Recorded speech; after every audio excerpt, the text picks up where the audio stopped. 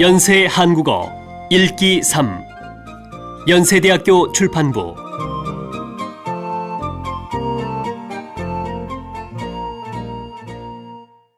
제1과 취미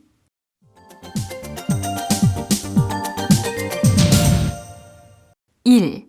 노벨 이야기 노벨이가 우리 집에 온 것은 5년 전 어느 가을이었다. 그때는 고모가 결혼하기 전이어서 우리와 같이 살고 있었는데 어느 날 퇴근길에 강아지를 한 마리 데리고 오셨다. 길을 잃은 강아지가 며칠 동안 같은 자리에 있어서 경찰서에 맡겼는데 일주일이 지나도 아무도 찾으러 오는 사람이 없어서 고모에게 다시 연락이 왔다고 한다. 오랫동안 돌보지 않아서 더럽고 냄새도 났지만 눈이 참 맑았다. 초등학교 4학년인 동생 준수는 강아지를 보고 너무 좋아했다. 그렇지 않아도 얼마 전에 친구 집에 놀러 가서 강아지를 보고 온 후 강아지를 사달라고 날마다 어머니를 졸랐다. 어머니는 강아지를 키우면 귀찮은 일만 하나 더 생긴다고 싫어하셨다. 그런데 고모가 강아지를 데리고 왔으니 엄마도 싫다고 할 수가 없으셨다. 과학을 좋아하는 동생은 강아지한테 노벨이라는 이름을 지어주었다. 그날부터 노벨이는 우리 가족이 되었다. 노벨이는 우리 집에 오는 사람은 아무나 다 좋아했다. 사람만 보면 아무에게나 꼬리를 흔들었다. 노벨이는 자기가 사람인 줄 아는 것 같았다. 저녁에 가족이 모여서 소파에서 TV를 보고 있으면 우리들 사이에 와서 같이 TV도 보고 잠도 우리가 자는 침대 위에 올라와서 잤다. 하지만 강아지를 키우는 것은 보통 일이 아니었다. 운동도 시켜줘야 하고 이 닦기, 목욕시키기 등 생각했던 것보다 일이 많았다.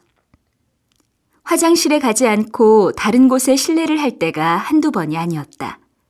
그런데 얼마 전 노벨이는 어디가 아픈지 밥도 안 먹고 엎드려서 꼼짝도 하지 않았다.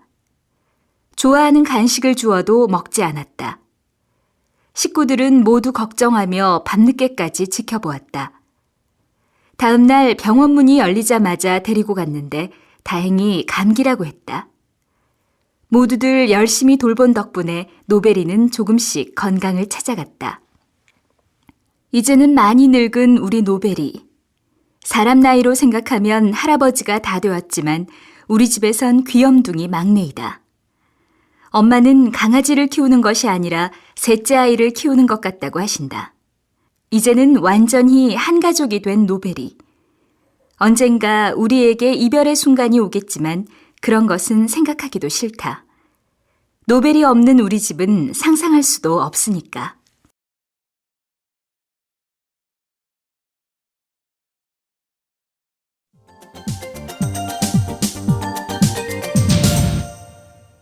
2. 세계인의 취미 나라마다 사람마다 취미가 다양하다. 세계 여러 나라 사람들은 어떤 취미 생활을 할까? 영국인들의 취미 중 가장 인기 있는 것은 정원 가꾸기이다.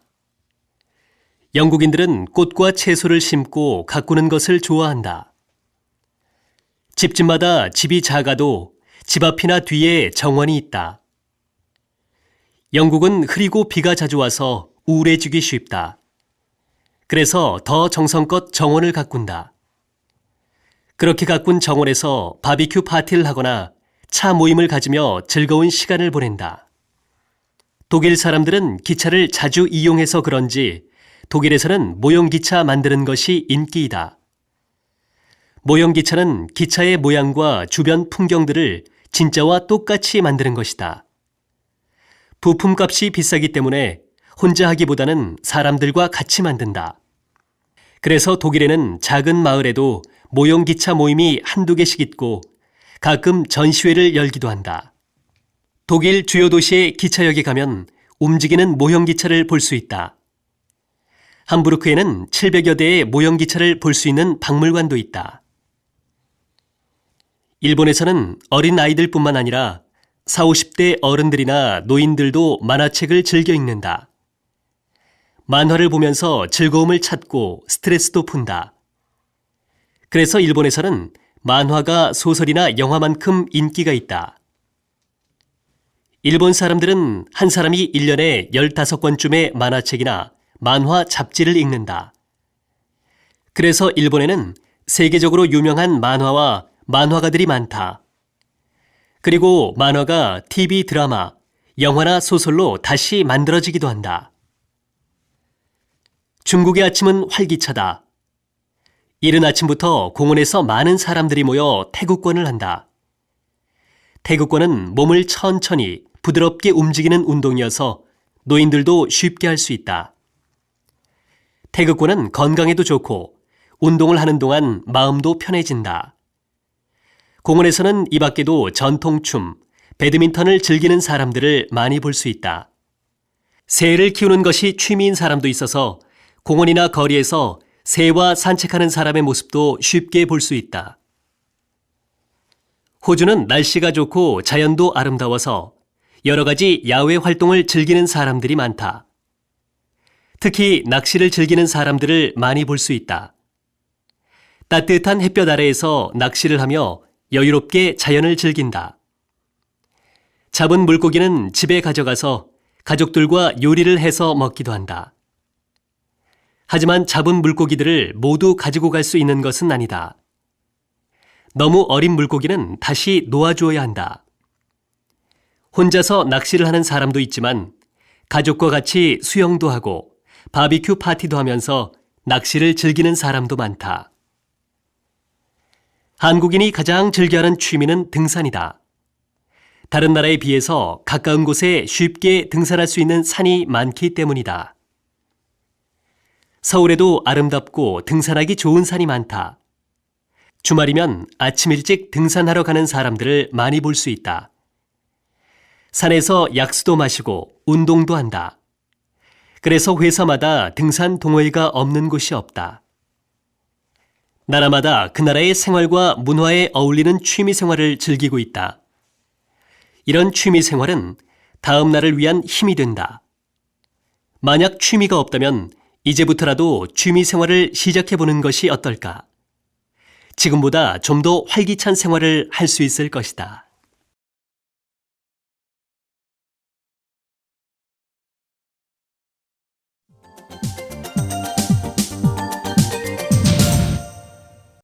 (3) 수집광 가족. 수집이란 별난 취미가 아니다.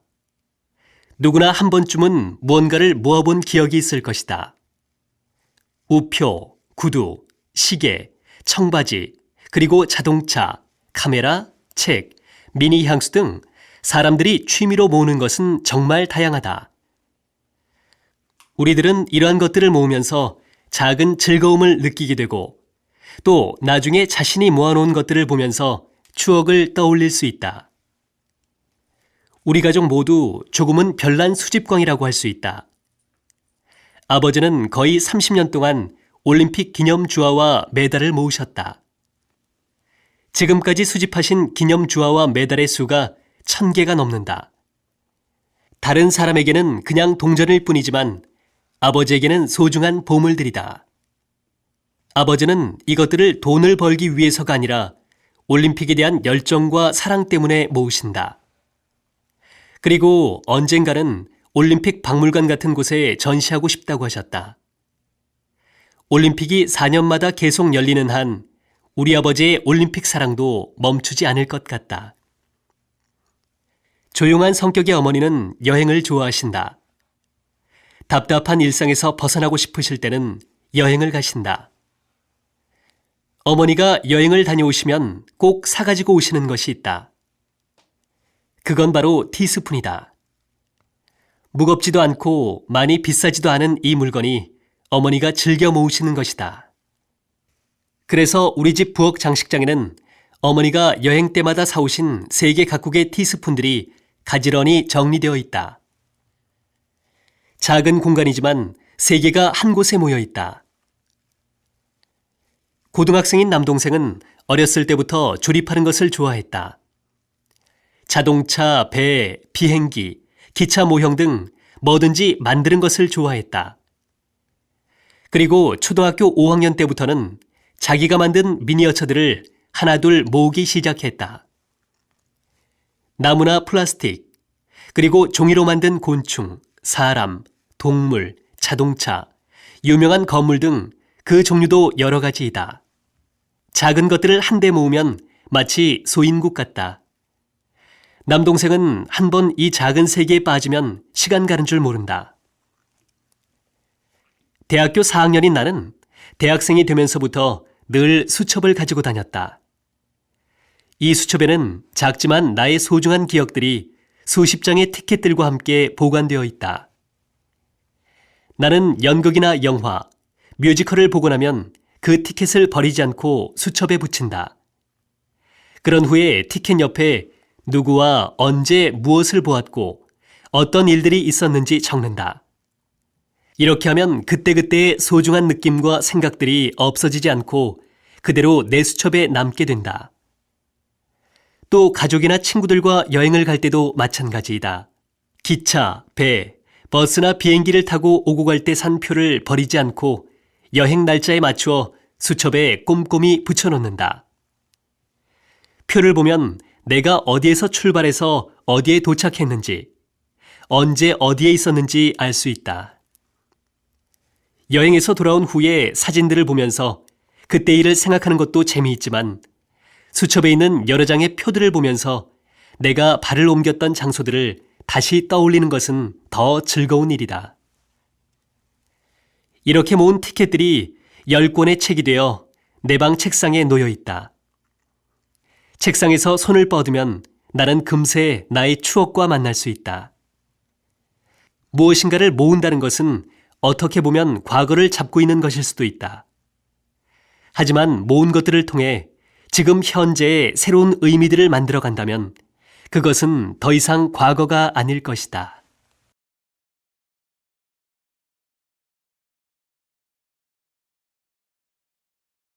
제2과 일상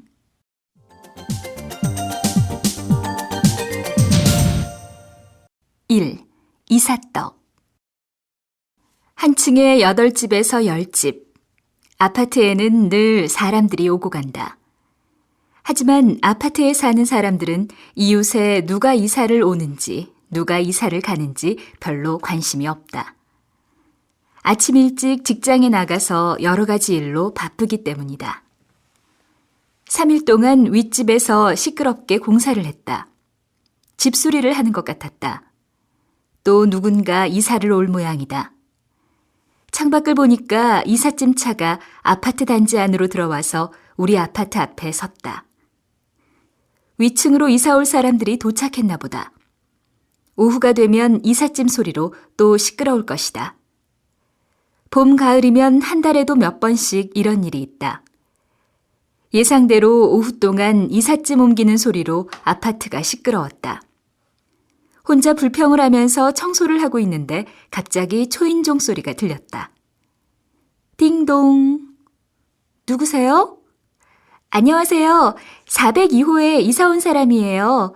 이삿떡 좀 드리려고요. 떡을 가지고 온 사람은 새댁 같았다. 요즘은 이삿떡을 돌리는 모습을 쉽게 찾아보기 힘들기 때문에 조금 뜻밖이었다. 어머, 고마워요. 오늘 이사 오셨나 봐요? 네, 죄송해요. 많이 시끄러웠죠? 아니에요. 맛있게 드세요. 그리고 앞으로 잘 부탁드려요. 잘 먹겠습니다. 나는 빈 접시를 주기가 미안해서 새댁에게 잠시 기다리라고 했다. 과일이라도 주려고 냉장고를 열어봤지만 어제 저녁 하나 남은 사과를 먹은 것이 생각났다. 그래서 할 수 없이 빈 접시를 주었다. 아무것도 드릴 것이 없어서 어떻게 하지요? 죄송해요. 아니에요. 괜찮아요. 그럼 안녕히 계세요. 네, 안녕히 가세요. 가끔 놀러 오세요. 저녁에 퇴근한 남편과 식탁에 앉아서 오늘 있었던 일을 이야기하며 떡을 나누어 먹었다. 떡을 먹다가 낮에 보았던 새댁의 미소가 떠올랐다. 새로운 사람이 인사를 받는데 그냥 빈 접시로 보낸 것이 조금 마음에 걸렸다. 내일은 이사 온 새댁을 불러서 차라도 한 잔 마셔야겠다.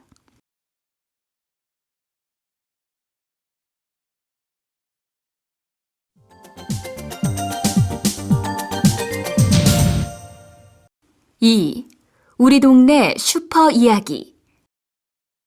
나는 우리 동네 슈퍼마켓을 아주 좋아한다. 그 슈퍼는 버스 정류장에서 내리면 바로 보이는 아파트 상가 지하 1층에 있다.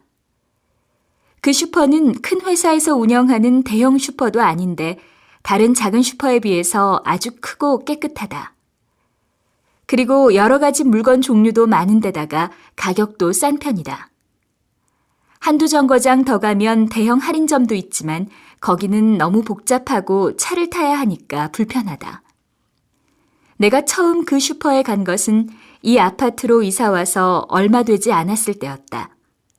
그날 아침 신문에 끼어온 전단지에는 믿을 수 없이 싼 가격이 적혀 있었다.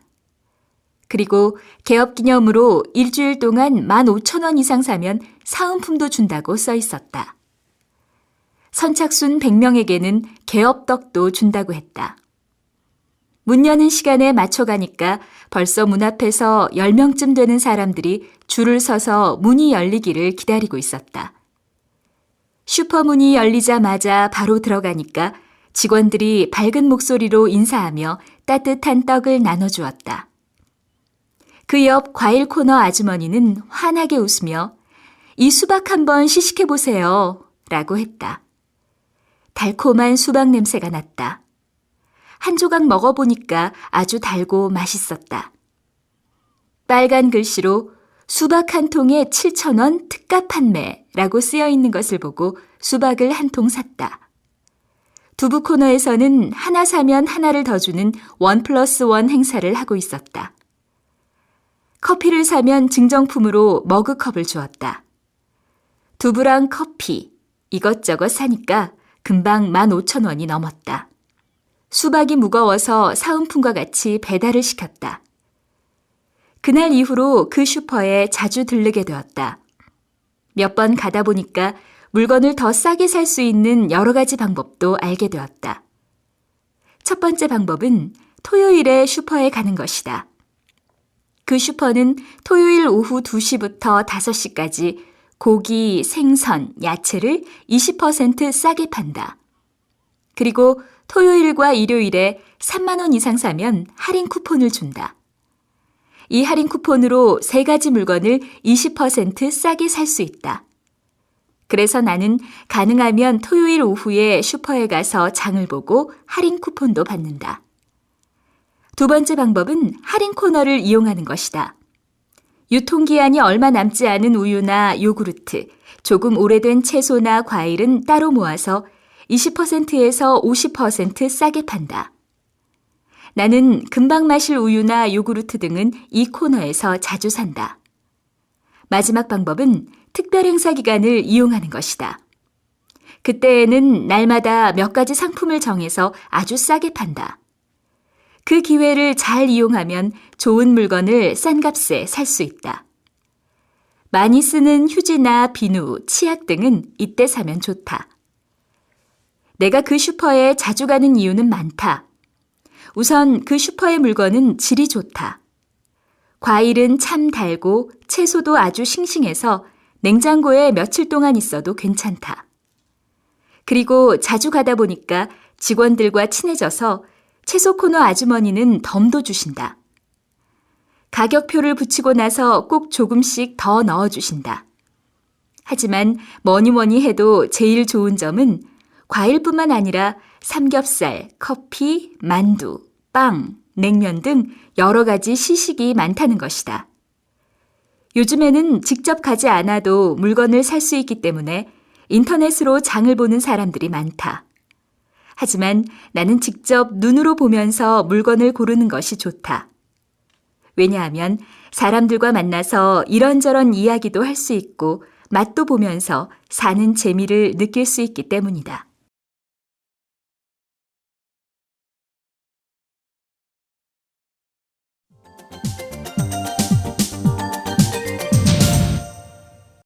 3. 숫자. 우리는 날마다 숫자와 만난다. 아침에 일어나서 시계를 볼 때, 버스 정류장에서 버스를 기다릴 때, 은행에 가서 번호표를 뽑을 때, 하루의 계획을 확인하기 위해 달력을 볼 때 등등. 우리의 일상 속에는 늘 숫자가 있다.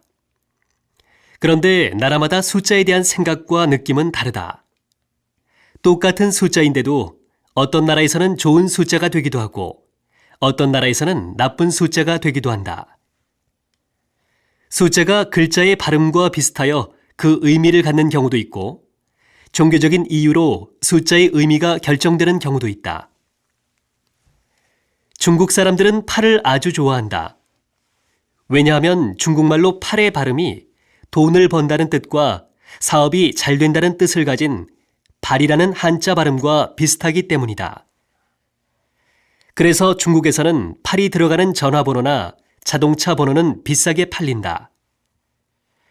중국인들의 많은 기대 속에 열렸던 베이징 올림픽도 2008년 8월 8일 저녁 8시에 개막식을 했다. 중국 사람들은 9도 좋아한다. 숫자 9는 한자로 구로 쓰는데 길다, 오래 산다는 뜻을 갖고 있는 구자와 발음이 같기 때문이다. 그래서 2009년 9월 9일 9시 9분에 결혼을 하고 싶어하는 신랑 신부가 많았다. 이날 결혼을 하면 부부가 오래 사랑하면서 살 것이라고 믿었기 때문이다. 한국 사람들은 3을 좋아한다. 양을 뜻하는 홀수 1과 음을 뜻하는 짝수 2가 합쳐진 3은 완벽한 숫자를 의미하기 때문이다. 한글의 모음도 하늘, 땅, 사람, 이 셋이 잘 어울려 하나가 되어야 한다는 생각에서 만들어졌다. 그리고 아기가 태어나면 3-7일이 지난 후에 손님들을 집에 오게 했는데 3-7일은 21일, 즉 7일이 3번 지난 것이다. 단군 신화에서 곰이 사람이 된 것도 마늘과 쑥을 먹은 지 3-7일이 되었을 때이다. 또 한국 사람들은 홀수를 좋아한다. 그래서 음력 3월 3일, 5월 5일, 7월 7일처럼 월과 일이 홀수로 같을 때는 좋은 기운이 넘치는 날로 생각하고 여러 행사를 했다. 서양 사람들은 7을 좋아한다. 그들이 숫자 7을 행운의 숫자로 생각하는 것은 성경과 관계가 있다. 하느님이 세상을 6일 동안 만들고 7일째는 쉬었기 때문에 7은 완성과 축복을 의미한다. 그래서 서양인들은 전화번호나 자동차 번호에 7이 있으면 행운이 올 거라고 생각한다. 또 카드 게임을 할 때에도 7은 행운의 숫자이다. 옛날 그리스 로마인들은 숫자 4를 좋아했다. 1부터 4까지의 수를 차례대로 더하면 완성을 의미하는 10이 되기 때문이다. 그리고 세상은 동서남북 4개의 방향으로 뻗어나가기 때문에 4는 세상의 완전수를 의미한다. 동양에서는 4라는 숫자의 발음이 죽는다는 뜻을 가진 한자 4와 발음이 같다는 이유로 불길하게 생각한다. 그래서 한국 사람들은 숫자 4가 들어있는 전화번호나 방번호를 싫어한다. 이런 이유로 아파트 4층을 영어 F로 많이 표시한다. 특히 병원에는 4층이 없거나 4호가 없는 경우도 있다. 서양인들은 숫자 13을 싫어한다. 13을 불길한 숫자로 믿는 것도 종교적인 이유와 관계가 있다. 왜냐하면 예수가 13일의 금요일에 죽었기 때문이다. 또 예수와 12명의 제자, 즉 13명이 함께 마지막 식사를 한 후에 예수가 죽었고 예수를 배반한 제자가 13번째 자리에 앉았기 때문이다. 그래서 서양인들은 13명의 손님을 초대하거나 13명이 함께 식사하는 것을 싫어한다. 또 호텔의 방 번호나 층수에 13이 없는 경우가 많다. 심한 경우 13일의 금요일에는 출근을 하지 않거나 비행기를 타지 않는 사람들도 있다. 또 서양인들은 숫자 6을 악마의 숫자라고 생각하고 싫어한다. 왜냐하면 완성을 의미하는 7보다 하나가 적기 때문이다. 즉, 6은 불완전을 의미하는 숫자이다.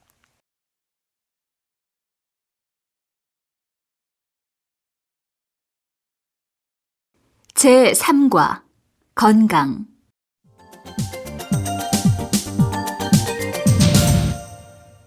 1. 민간요법 감기 가장 흔한 병인 감기는 옛날에는 코에서 열이 난다고 하여 곧불이라고 불렀다.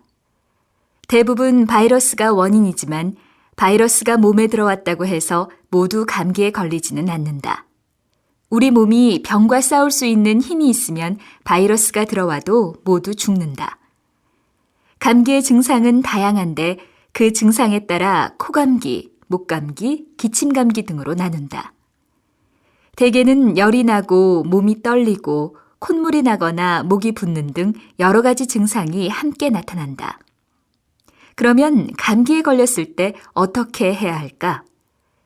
감기에는 특별한 약이 없다. 그래서 감기에 걸렸을 때 약 먹으면 일주일, 약 안 먹으면 7일이라는 얘기가 있다. 감기약은 대개 항생제와 해열제로 몸에 별로 좋지 않다. 그리고 자주 항생제를 먹으면 병과 싸울 수 있는 힘이 떨어져 점점 더 강한 약을 먹어야 된다. 감기의 치료에는 무엇보다도 영양 섭취와 충분한 휴식이 필요하다. 실내 온도와 습도를 적당히 유지하고 물을 많이 마시는 것이 좋다.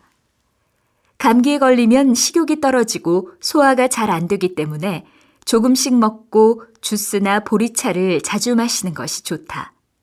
민간요법은 금세 감기가 뚝 떨어지거나 갑자기 좋아지게 하는 것이 아니라 감기에 대한 저항력을 길러준다. 한국에서는 감기에 걸리면 몸에 좋은 여러 가지 차를 끓여서 뜨겁게 마신다. 생강차는 몸을 따뜻하게 하여 몸이 떨릴 때에 좋고 두통이나 가래에도 좋다. 모과차는 목감기나 기침에 좋다. 또 기침이 심할 때는 배에 꿀을 넣고 푹 끓여서 그 즙을 마시기도 한다. 배는 기침을 멎게 하고 가래를 없애주며 갈증을 풀어준다. 팥뿌리는 열을 내리게 하며 코감기에 효과적이다. 누구나 쉽게 걸리는 감기지만 민간요법을 잘 알면 큰돈 들이지 않고 주변에서 쉽게 구할 수 있는 재료를 이용해서 병원에 가지 않고도 감기를 잘 이겨낼 수 있다.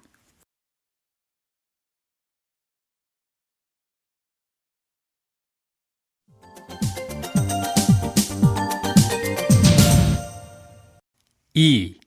화. 자주 화를 내는 아들 때문에 고민하던 아버지가 있었다. 그는 아들에게 나무판 하나와 못이 든 주머니를 주면서 화가 날 때마다 나무판에 못을 박으라고 했다. 아들은 첫날 못을 30개 박았다. 그러나 다음 날은 못을 27개, 그 다음 날은 24개, 못의 수는 점차 줄어들었다. 아들은 못 박는 것이 너무 힘들어 그냥 화를 참는 것이 낫겠다고 생각했다. 점점 함부로 화를 내는 버릇이 사라졌다. 어느 날 아버지에게 이제 못을 그만 받겠다고 말했다. 이 말을 듣고 이번에는 화를 잘 참았을 때마다 못을 하나씩 뽑으라고 했다. 나무판의 못을 모두 뽑은 날, 아버지는 아들을 보고 말했다. 잘했다. 그런데 나무판에 있는 못자국이 보이니? 내가 화나서 한 말들이 이 자국처럼 누군가에게 아픔을 남기기도 한단다. 그러니까 화를 낼 때 한 번 더 생각해 보아라. 그리고 말로 다른 사람을 아프게 하는 일이 없도록 해라. 이 이야기에서 아버지는 아들에게 화를 내지 말라고 한다. 그리고 화를 내서 다른 사람에게 상처를 줄 수 있음을 가르쳐주고 있다. 현대인들은 바쁜 일상 속에서 스트레스를 받으며 살아간다. 그리고 그 스트레스 때문에 화가 난다. 그런데 화가 났을 때 그 화를 겉으로 표현하는 사람들이 있는가 하면 화를 참으며 속으로 속상해하는 사람들도 있다. 건강을 위해서는 어떤 것이 더 바람직할까? 화를 내지 않고 무조건 참게 되면 화가 마음속에 남아 병이 생기게 된다. 흔히 화병이라고 부르는데 머리가 아프거나 소화가 잘 안 되기도 한다. 어느 조사 결과에 따르면 화를 참은 사람이 화를 내며 산 사람보다 더 오래 살지 못한다고 한다. 그러나 화를 심하게 내면 몸의 각 부분에 안 좋은 영향을 주게 된다. 소리를 지르고 물건을 던지면서 화를 내면 혈압이 오르고 심장에 부담을 준다. 화를 조절하지 못하면 말로 상처를 줄 뿐만 아니라 심한 경우에는 폭력을 쓰기도 한다. 그래서 화를 내는 것은 나 자신의 건강에도 안 좋을 뿐만 아니라 남에게도 큰 상처를 준다. 그렇다면 현대인이 건강하게 살기 위해서는 어떻게 화를 조절해야 할까? 화를 내기 전에 다음 3가지를 생각한다면 그 답을 찾을 수 있다. 첫째, 내 건강과 바꿀 만큼 중요한 일인가? 사소한 경우인데도 화를 내서 내 건강이 나빠진다면 화를 낼 필요가 없다. 그냥 별거 아니라고 가볍게 생각하고 지나가면 마음도 편안해지고 화도 사라지게 될 것이다. 그러나 화를 내야 하는 상황에도 화를 내지 않고 꾹 참으면 스트레스가 쌓여서 오히려 정신 건강에 좋지 않다. 두 번째는 옳은 화인가? 즉, 화를 내는 것이 옳은가 하고 한 번쯤 생각해 본 뒤에 화를 내면 화가 난다고 해서 무조건 화를 내고 후회하는 일은 생기지 않을 것이다. 한국 속담에 방귀 낀 놈이 화를 낸다는 말이 있다. 이 말은 자기가 잘못을 하고도 화를 내는 경우를 말한다. 세 번째는 과연 화를 내는 것이 문제 해결에 효과적인가? 화를 내서 문제가 해결될 수 있으면 화를 내도 좋지만 화를 내도 문제 해결에 전혀 도움이 되지 않는다면 꼭 화를 낼 필요는 없다. 운동 경기가 끝난 후에 졌다고 물건을 던지거나 소리를 지르며 화를 내는 행동을 흔히 볼 수 있다. 그러나 화를 내도 경기의 결과는 바꿀 수가 없다. 스트레스가 많은 현대인들에게 화는 늘 가까이에 있다. 언제 화를 내고 언제 화를 참아야 하는지를 잘 생각해서 화를 조절할 수 있다면 현대인들은 건강하게 살 수 있을 것이다.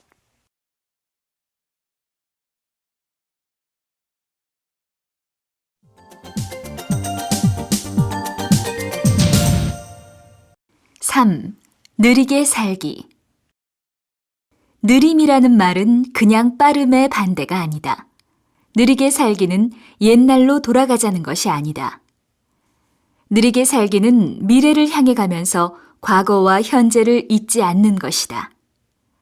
이 말은 느리게 살기 운동을 만든 파올로 사투르니니의 말이다.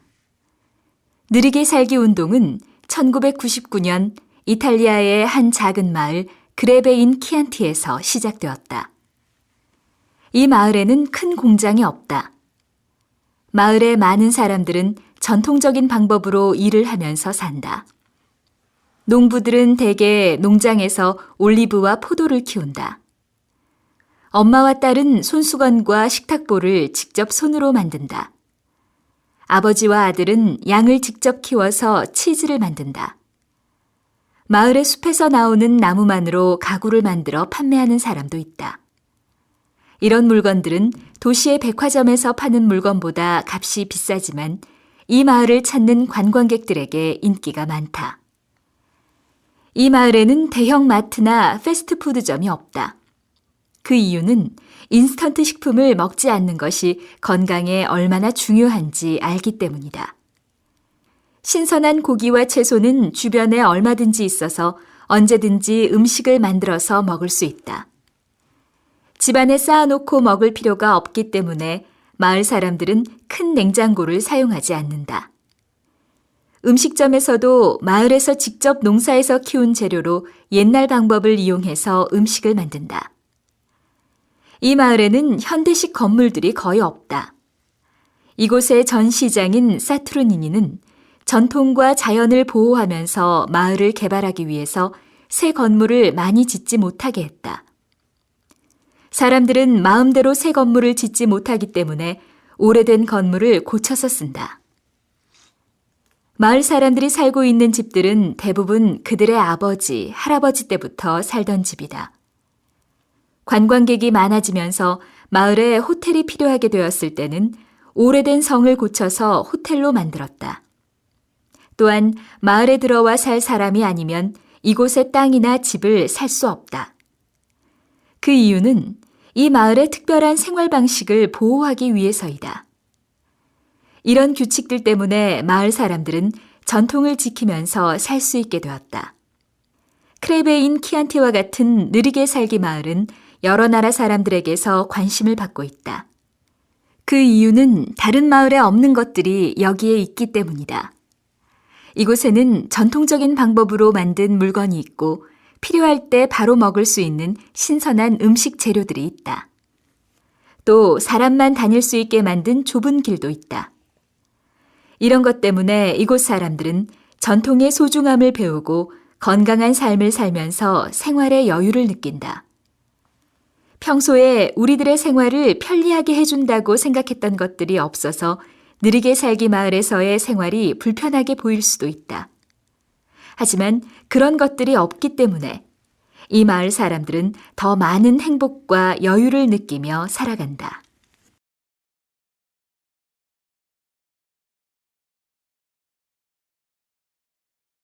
제4과 공연과 감상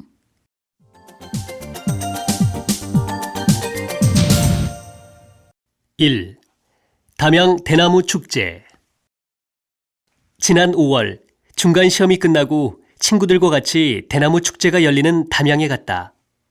주말인데다가 축제 기간이라서 그런지 도로는 꽉 막혔다. 하지만 오랜만에 가는 여행이라서 친구들과 즐겁게 이야기하면서 가니까 지루한 줄 몰랐다.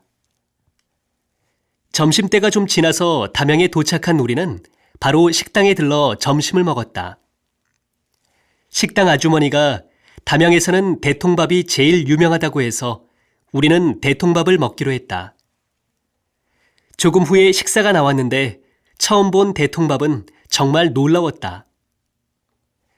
대통밥은 대나무통 안에 쌀과 함께 건강에 좋은 여러 가지 재료를 넣어서 만든 것인데 너무 예뻐서 그냥 먹기엔 아까운 생각이 들었다.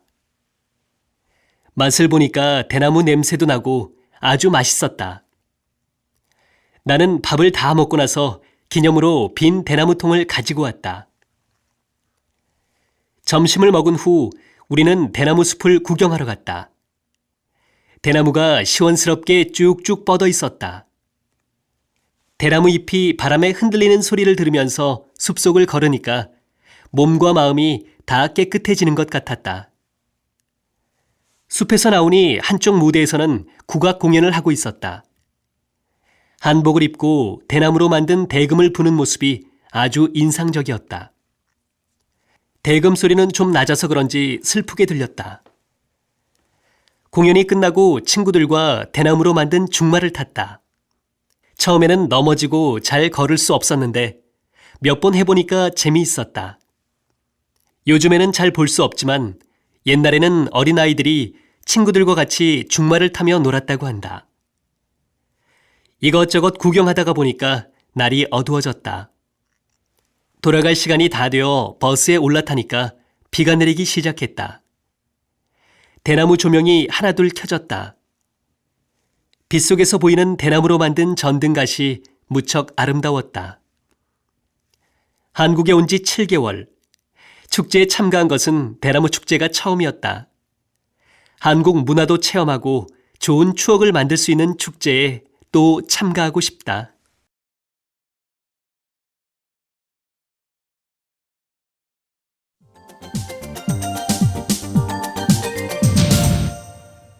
(2) 1달러짜리 공연 하와이를 여행하면서 즐거운 추억이 많았는데 가장 인상적인 것은 1달러로 볼 수 있는 길거리 공연이었다. 와이키키 해변 바로 옆의 큰 길에서는 개성이 넘치는 길거리 공연을 날마다 볼 수 있다. 길거리 공연은 다른 여러 나라에서도 볼 수 있다. 하지만 이곳의 길거리 공연은 다른 나라와는 분위기가 다르다. 공연이 한두 개가 아니고 쇼핑센터를 따라서 계속 이어진다. 낮에도 길거리 공연을 하는 사람들을 가끔 볼 수 있다. 하지만 날씨가 선선해지는 저녁이 되면 공연을 하는 사람들이 더 많아진다. 낮에는 관광객들이 파도 타기나 수영을 즐기려고 해변에 있지만 해가 질 때쯤엔 식사나 쇼핑을 즐기기 위해서 큰 길로 나오기 때문이다. 길거리 공연 중 제일 눈에 띄었던 것은 몸 전체가 금색이나 은색인 인간 동상이었다. 가끔 눈을 깜빡이는 것 이외에는 전혀 움직임이 없어서 진짜 동상처럼 보였다. 인간 동상 앞에 있는 바구니엔 1달러짜리가 많았다. 그래서 나도 1달러를 넣었다. 그러니까 움직이지 않던 동상이 갑자기 로봇 춤을 추었다. 그것을 한참 구경하다가 용기를 내서 공연자와 악수를 하려고 손을 잡으니까 갑자기 손이 쑥 빠졌다. 깜짝 놀라서 그 사람의 얼굴을 올려다보니까 그 사람은 진짜 손을 보여주면서 웃고 있었다. 공연자는 나와 같이 사진을 찍어준 후에 다시 조금 전의 모습으로 돌아갔다. 아이들에게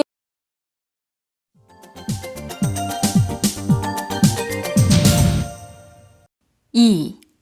1달러짜리 공연. 하와이를 여행하면서 즐거운 추억이 많았는데 가장 인상적인 것은 1달러로 볼 수 있는 길거리 공연이었다. 와이키키 해변 바로 옆의 큰 길에서는 개성이 넘치는 길거리 공연을 날마다 볼 수 있다. 길거리 공연은 다른 여러 나라에서도 볼 수 있다. 하지만 이곳의 길거리 공연은 다른 나라와는 분위기가 다르다. 공연이 한두 개가 아니고 쇼핑센터를 따라서 계속 이어진다. 낮에도 길거리 공연을 하는 사람들을 가끔 볼 수 있다. 하지만 날씨가 선선해지는 저녁이 되면 공연을 하는 사람들이 더 많아진다.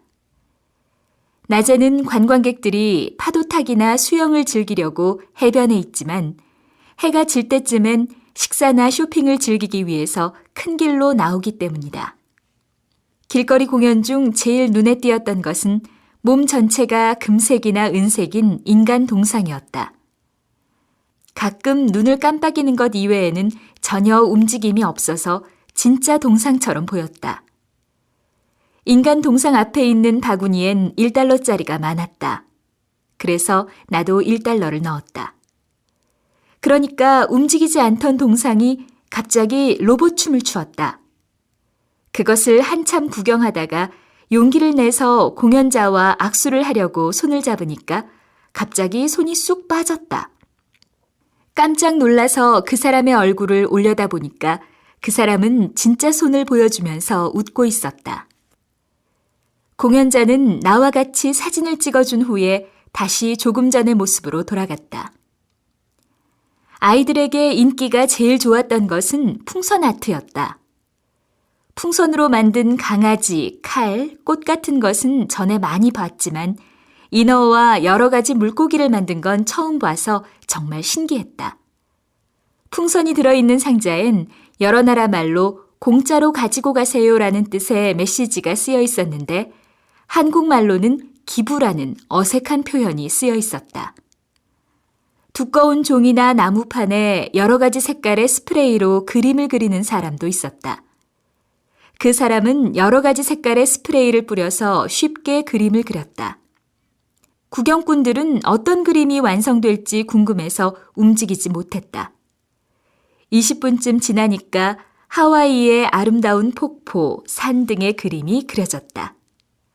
관객들은 놀라워하면서 박수를 쳤다. 이 예술가는 아름다운 그림을 바닥에 내려놓고 마음대로 가져가라고 했다. 구경하는 사람들의 모습도 세계 여러 곳에서 온 관광객이어서 그런지 다양했다. 음악의 장단에 맞추어 춤을 추는 사람도 있고 발을 구르며 박수를 치는 사람도 있었다. 특이한 옷을 입고 나온 사람도 있었다. 어떤 사람은 너무 잘한다고 하면서 자기가 다니면서 바구니를 돌리기도 했다. 구경꾼들만 보고 있어도 재미있었다. 이런 다양한 공연들은 대부분 1달러만 내면 볼 수 있다. 다른 사람이 넣은 1달러로 같이 신나게 공연을 즐길 수도 있다. 무료 길거리 공연이기는 하지만 다니면서 보려면 1달러가 많이 필요하다. 물론 돈을 내지 않아도 된다. 하지만 어디에서 이 돈에 이런 즐거움을 맛볼 수 있을까? 금요일 저녁이면 더 많은 공연자들이 거리로 나온다. 만약 하와이에 가게 되면 해변이나 호텔에만 있지 말고 길거리로 나와서 즐거운 시간을 보내면 좋을 것이다.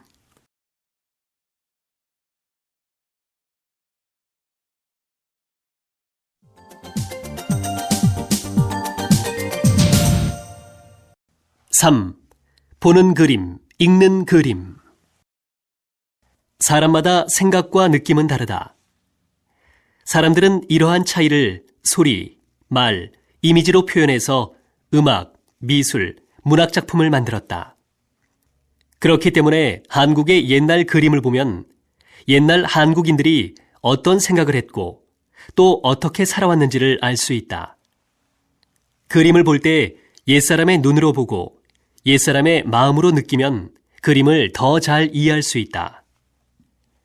옛날의 부모들은 아들의 방에 연화도라는 그림을 병풍으로 만들어 책상 뒤에 놓았다. 그런데 그림을 보면 사실과 다른 점들이 몇 가지 있다.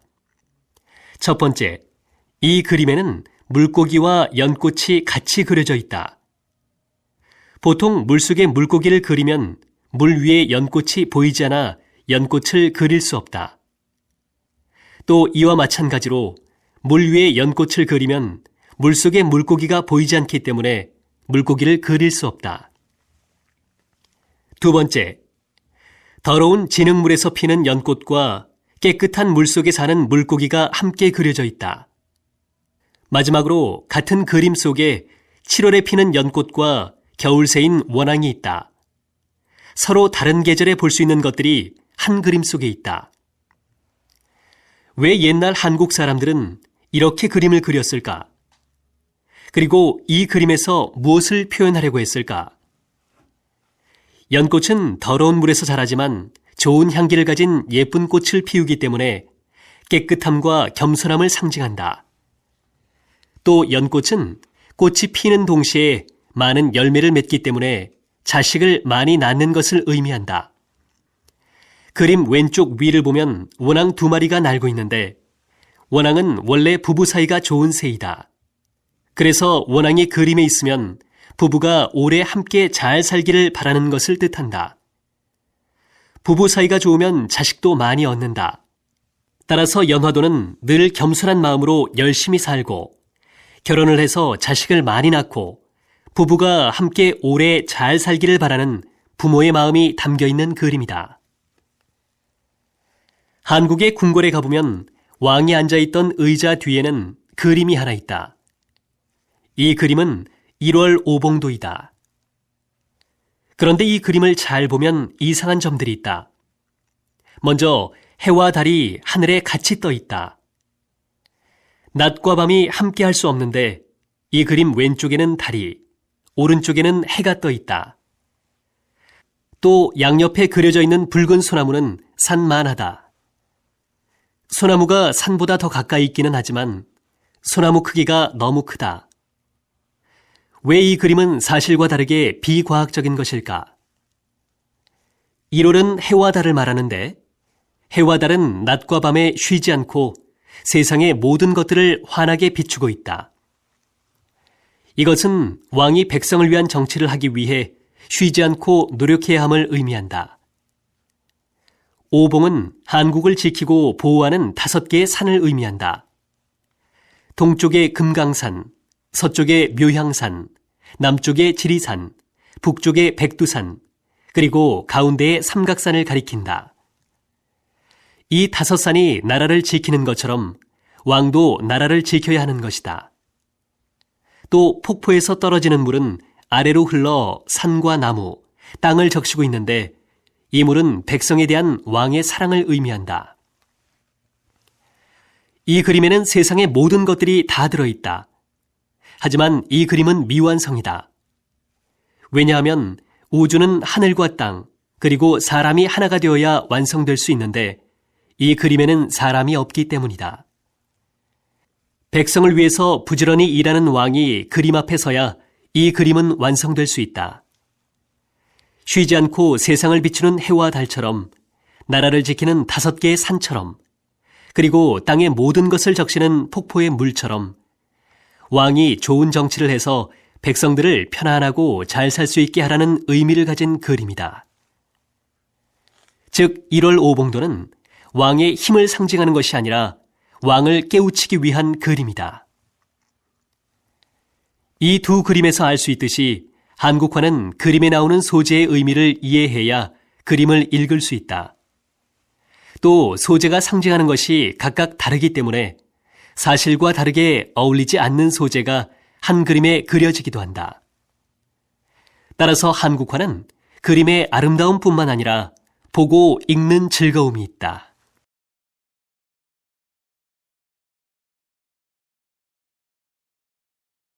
제5과 사람.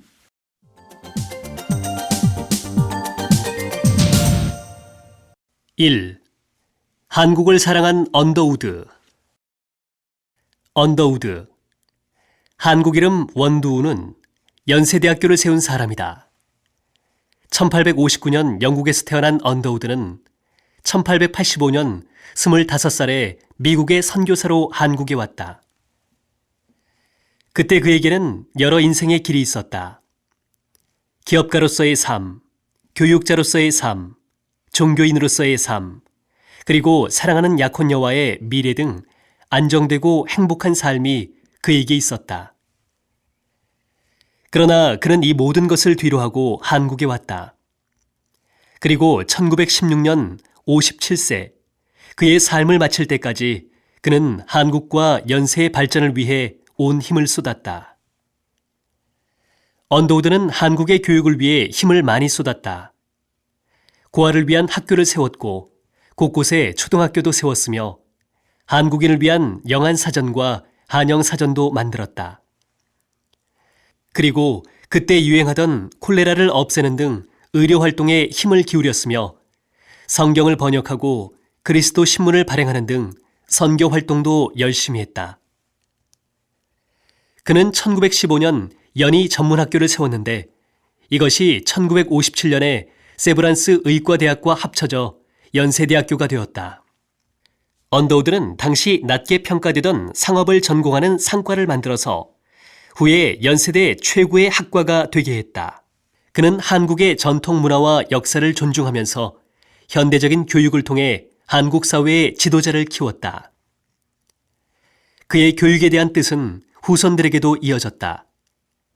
언더우드 2세 원한경, 3세 원일한과 4세 원한광도 연세대학교에서 학생들을 가르쳤다. 이렇게 그의 후손들은 교육을 통해 그의 뜻을 이어나갔으며 한국과 연세의 발전을 위해 여러 가지로 노력했다. 병이 심해져서 1916년 1월 미국으로 돌아간 언더우드는 그해 10월 고향 애틀랜타에서 세상을 떠났다. 그는 죽기 전에 부인에게 미소와 함께 마지막 말을 남겼다. 나 거기까지 가야 하는데 라며 그는 죽으면서도 한국을 그리고 연세를 생각했다.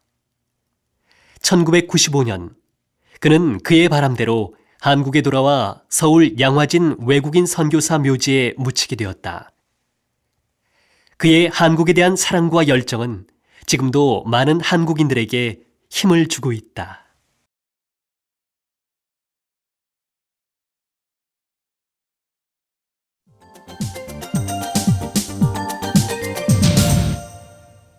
(2) 바보온달과 평강공주. 고구려 평강왕 때 온달이라는 사람이 살았다. 그는 결혼할 나이가 지났지만 아직도 총각이었다. 얼굴은 웃음이 나올 정도로 못생기고 늘 해진 옷을 입고 다녀서 아이들의 놀림을 받았다. 하지만 온달은 너무 착해서 아이들이 놀려도 헤헤 웃을 뿐이었다. 그래서 사람들은 그를 바보 온달이라고 불렀다. 마음씨 좋은 온달에게는 늙은 어머니가 계셨다. 집이 매우 가난하여 동네 사람들에게 밥을 얻어다가 정성껏 어머니를 모시며 살았다. 평강왕에게는 어린 딸 평강공주가 있었다. 어려서부터 한 번 울기 시작하면 멈추지 않았다.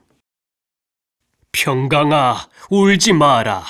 예쁜 얼굴이 미워지겠다. 왕이 어떤 말을 해도 공주는 울음을 그치지 않았다. 그래서 왕이 내가 울음을 멈추지 않으니 바보 온달에게 시집 보내야겠구나. 하고 농담을 했다. 그 말을 들은 공주는 갑자기 울음을 멈추고 온달이 누구냐고 물었다. 바보 온달은 울보 공주에게 잘 어울리는 짝이란다. 바보 온달? 공주는 바보 온달이 어떤 사람인지 궁금했다. 시간이 흘러 평강공주가 16살이 되었다. 아버지 평강왕은 공주를 좋은 집안 남자와 결혼시키려고 했다. 그런데 공주는 평강왕이 평소에 하던 말대로 온달에게 시집가겠다고 고집을 부렸다. 공주의 고집에 몹시 화가 난 왕은 공주를 궁궐에서 내쫓아버렸다. 공주는 그 길로 온달을 찾아가 결혼했다. 공주는 궁궐에서 나올 때 가지고 온 폐물로 살림을 했다. 어느 날 공주는 온달에게 말을 사오게 하여 잘 먹여 길렀다. 그리고 온달에게 열심히 공부를 가르치고 무술을 익히게 했다. 온달은 날마다 열심히 공부하고 무술을 연습했다. 고구려에서는 매년 봄 3월 3일이 되면 사냥대회를 열었다. 그리고 사냥대회에서 잡은 짐승으로 하늘에 제사를 지냈다. 평강공주는 온달에게 온달님, 제일 크고 좋은 짐승을 제사에 쓴다고 하니까 최선을 다하셔야 해요. 내가 공주를 위해서 꼭 잡겠소. 온달은 공주가 키운 말을 타고 사냥대회에 나갔다. 온달은 다른 사람들보다 빨리 달리고 짐승도 많이 잡았다. 그리고 화살을 쏘아 커다란 멧돼지를 잡았다. 왕은 가장 큰 멧돼지를 잡은 온달을 불렀다. 참 좋은 말과 훌륭한 재주를 가졌구나. 네 이름이 무엇이냐? 저는 예전에 바보 온달이라고 불리던 온달입니다. 뭐라고? 네가 바보 온달이란 말이냐? 네, 공주님과 결혼한 온달입니다. 그래, 내 딸은 지금 어디에 있느냐? 평강공주를 만난 왕은 눈물을 흘리며 기뻐하였다. 왕은 온달을 크게 칭찬하고 그와 평강공주를 위해 잔치를 열어주었다. 그 후 온달은 나라를 지키는 훌륭한 장군이 되었다. 온달은 여러 전쟁에 나가서 용감하게 싸웠고 큰 승리를 했다. 왕은 온달을 사위로 인정하고 높은 벼슬을 주었다.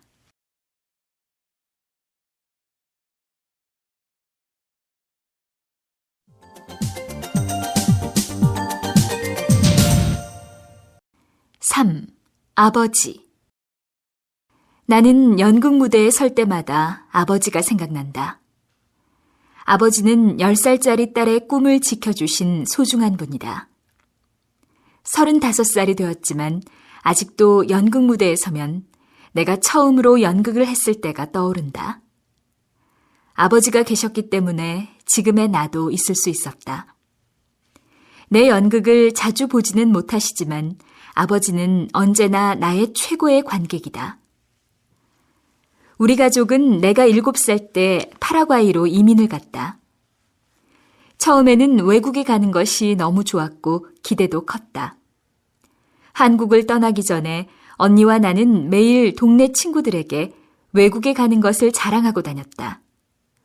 그러나 그곳에 도착한 후 아무것도 없는 넓은 들판과 낡은 집을 봤을 때 기대했던 즐거운 외국 생활은 없다는 것을 알 수 있었다. 언니와 나는 한국에 있는 친구들과 친척들이 생각나서 부모님 몰래 많이 울었다.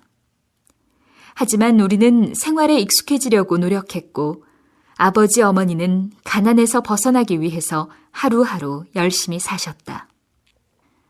언니와 내가 많은 것을 경험하고 배우기를 원했던 부모님은 큰 도시인 아순시온으로 우리를 보내셨다. 나는 아직 그 나라 말도 잘 못하고 다시 낯선 곳으로 가는 것도 무서웠다. 부모님과 떨어져서 사는 것은 싫었지만 우리를 위해서 힘들게 일하시는 부모님의 말씀을 듣지 않을 수 없었다. 결국 언니와 나는 그해 가을 아순시온의 한 학교에서 공부를 시작했다. 아버지는 한 달에 한 번 우리를 만나기 위해서 그곳으로 오셨고, 어머니는 우리가 시골집으로 내려가는 방학 동안에만 만날 수 있었다. 1년이 지나서 10살이 된 나는 처음으로 연극을 하게 되었다. 나는 아버지 역할을 맡았는데 필요한 것들이 많았다. 직접 만들 수 있는 것들은 언니의 도움을 받아서 만들었다. 그러나 구할 수 없는 것이 하나 있었다. 그것은 바로 남자 구두 한 켤레였다. 언니와 나는 그 구두 한 켤레를 구하려고 이곳저곳 많이 알아봤지만 결국 우리는 구할 수 없었다. 아버지가 그 주 주말에 우리를 보기 위해 오셨다. 그때 아버지께 내가 연극을 하게 되었다고 말씀드렸다. 아버지는 연극에서 작은 역할이라도 맡게 된 것을 자랑스럽게 생각하셨다. 하지만 구두를 구하지 못해서 걱정이라고 했다. 그 말을 들은 아버지는 아무 말씀도 하지 않으셨다. 아버지는 이틀 후 월요일 새벽에 집으로 떠나셨다. 이른 새벽에 출발하셨기 때문에 나는 아버지께 인사도 못했다. 아침에 학교에 가려고 일어나 보니까 내 침대 옆에 아버지가 신으시던 낡은 구두 한 켤레가 놓여 있었다. 아버지는 나에게 구두를 벗어주시고 슬리퍼를 신고 시골로 내려가신 것이다. 나는 아버지의 사랑을 마음속 깊이 느끼면서 눈물을 흘렸다. 나는 그날 이후 아버지의 구두를 신고 열심히 연습을 했다. 아버지는 보러 오지 못하셨지만 연극은 성공적이었다. 나는 사람들의 큰 박수 소리를 들으면서 마음속으로 수없이 이 한마디만을 외쳤다. 아버지, 사랑합니다.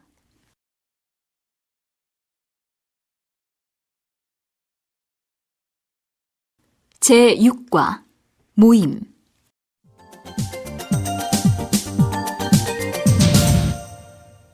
일. 라면 천국. 온라인 동호회 라면 천국은 라면을 좋아하는 사람들이 만든 모임이다. 이 모임은 10년 전에 한 라면 회사 직원이 라면을 좋아하는 사람들의 이야기를 듣고 싶어서 만들었다. 그 후 회원이 계속 늘어서 현재는 6만 7천 명이 넘는다. 우리나라에서 제일 큰 라면 동호회인 이 모임은 그동안 TV와 라디오 방송, 잡지에도 여러 번 소개되었다. 이 모임의 회원들은 다양한 라면 정보를 서로 나눌 뿐만 아니라 자신만의 라면 끓이는 비법을 공개한다. 인터넷에는 김치, 치즈처럼 라면과 잘 어울리는 재료를 넣고 끓이는 간단한 요리법은 물론 라볶이나 라파게티, 잡채라면 등 개성이 넘치는 요리법도 있다. 이들은 라면 요리 비법과 이야기들을 모아 라면 천국이라는 책도 냈는데 이 책에 소개된 라면 요리법은 우리의 상식을 뛰어넘는다. 라면 위에 아이스크림을 올린 아이스크림 라면이나 초코 시럽을 뿌린 초코 라면 등 우리가 상상할 수 없는 것도 많다. 이들은 오프라인에서도 여러 활동을 한다. 동호회 회원들끼리 모여 전국의 유명한 라면집을 찾아다니면서 직접 먹어보고 맛을 평가한다. 그리고 맛있는 집은 인터넷 사이트에 올려 소개한다. 이들이 낸 책에도 이렇게 찾아낸 전국의 맛있는 라면집이 소개되어 있다. 이들은 또한 라면 시식회가 열리는 곳과 라면 요리 대회에도 빠지지 않고 다니면서 새로운 맛과 요리법에 대한 서로의 생각을 나눈다. 라면 천국 회원들은 자기가 좋아하는 라면을 서로 소개하며 새로운 맛과 친구를 만난다. 전국의 라면집을 찾아다니며 새로운 장소와 사람을 만나기도 한다. 또한 고아원이나 양로원 등을 방문하여 라면을 끓여주는 봉사활동을 통해서 보람을 느낀다. 라면을 통한 새로운 세상과의 만남. 이것이 바로 이들이 삶에서 느끼는 즐거움이다.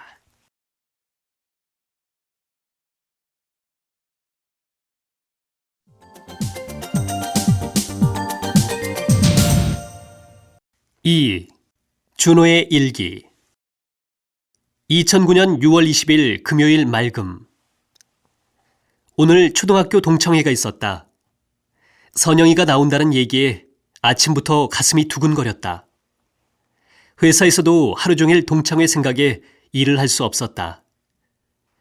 퇴근 시간이 다 되어 갈 때쯤 부장님이 갑자기 오늘 저녁에 회식을 한다고 하셨다.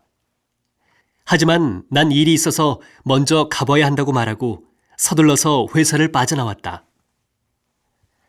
약속 장소에 도착해서 자리에 앉자마자 선영이가 어디에 있는지 둘러봤다. 아무리 둘러봐도 선영이의 모습은 보이지 않았다. 그때 누군가 선영이의 이름을 불렀다. 나는 그쪽으로 고개를 돌렸다. 그런데 거기엔 내가 상상한 것과는 너무 다른 여자가 앉아 있었다. 내 기억 속의 선영이는 하얀 얼굴에 큰 눈을 가진 귀여운 아이였다. 하지만 지금의 선영이는 조금 통통하고 얼굴도 하얀 편이 아니었다. 선영이를 만난다는 생각에 기대를 잔뜩 했는데 많이 달라진 모습에 실망했다. 나는 선영이 옆으로 가서 어색하게 인사를 한 후에 나를 기억하냐고 물었다. 나를 한참 보던 선영이가 미소를 지으면서 안다고 대답했다. 소풍 갔을 때 내가 도시락을 집에 두고 와서 선영이가 자기 것을 나눠줬던 일을 선영이도 기억하고 있었다. 얼굴뿐만 아니라 마음도 예뻐서 그때부터 학교에 다니는 동안 계속 짝사랑을 했었다고 말하니까 선영이는 웃었다. 선영이의 웃는 모습을 보니까 예전에 내가 좋아했던 선영이의 모습이 보였다. 우리 두 사람은 모임이 끝날 때까지 계속 이야기를 나누었다. 왠지 모르게 이상한 희망 같은 것이 생긴다. 예전에는 오르지 못할 나무였지만 이젠 내 키에 맞는 나무같이 느껴진다. 다음 모임 때도 나올까? 예감이 좋다. 선영이의 일기. 2009년 6월 20일 금요일 맑음. 오늘 처음으로 초등학교 동창회에 나갔다. 예전부터 동창회가 있다는 것은 알고 있었지만 어렸을 때 날 기억하는 아이들을 만나는 게 왠지 어색하고 자신이 없어서 모임에 나가지 않았었다. 며칠 전 초등학교 인터넷 동창 모임 사이트에서 오늘 동창회를 한다는 쪽지가 왔다. 나갈까 말까 고민을 좀 하다가 주말 저녁이고 다른 계획도 없어서 이번엔 나가겠다고 했다. 오랜만에 만나면 어색할까봐 걱정했는데 친구들을 만나보니까 금방 어색함이 사라졌다. 친구들은 외모가 많이 변하긴 했지만 옛날 얼굴이 조금씩은 남아있어서 금방 알아볼 수 있었다. 나를 환영해주는 애들을 보면서 좀 더 일찍 동창회에 참석하지 않은 걸 후회했다. 옛날 추억을 떠올리며 이런저런 이야기를 나누고 있는데 갑자기 한 아이가 내 옆으로 와서 인사를 했다. 처음에는 누군지 몰랐다. 하지만 한참을 본 후에 준호인 것을 알았다. 초등학교 때 준호는 그렇게 눈에 띄는 아이가 아니었고 나와 별로 친하지도 않았다. 하지만 지금은 너무 멋있는 모습으로 변해 있었다. 준호는 어렸을 때 내가 자기에게 도시락을 나눠준 일을 이야기하면서 그때부터 나를 많이 좋아했었다고 했다. 우리는 모임이 끝날 때까지 많은 이야기를 했다. 준호가 나에 대해서 작은 것까지 자세히 기억하고 있는 걸 보고 좀 놀랐다. 모임이 끝나고 집으로 돌아오는데 나를 보던 준호의 눈빛이 자꾸 생각났다. 왠지 가슴이 설렜다. 옛날 일이지만 그렇게 멋있는 애가 날 좋아했었다니 정말 믿을 수가 없다. 준호가 다음 모임에도 나올까? 혹시 여자친구는 있을까? 준호와 더 친해질 수 있으면 좋겠다.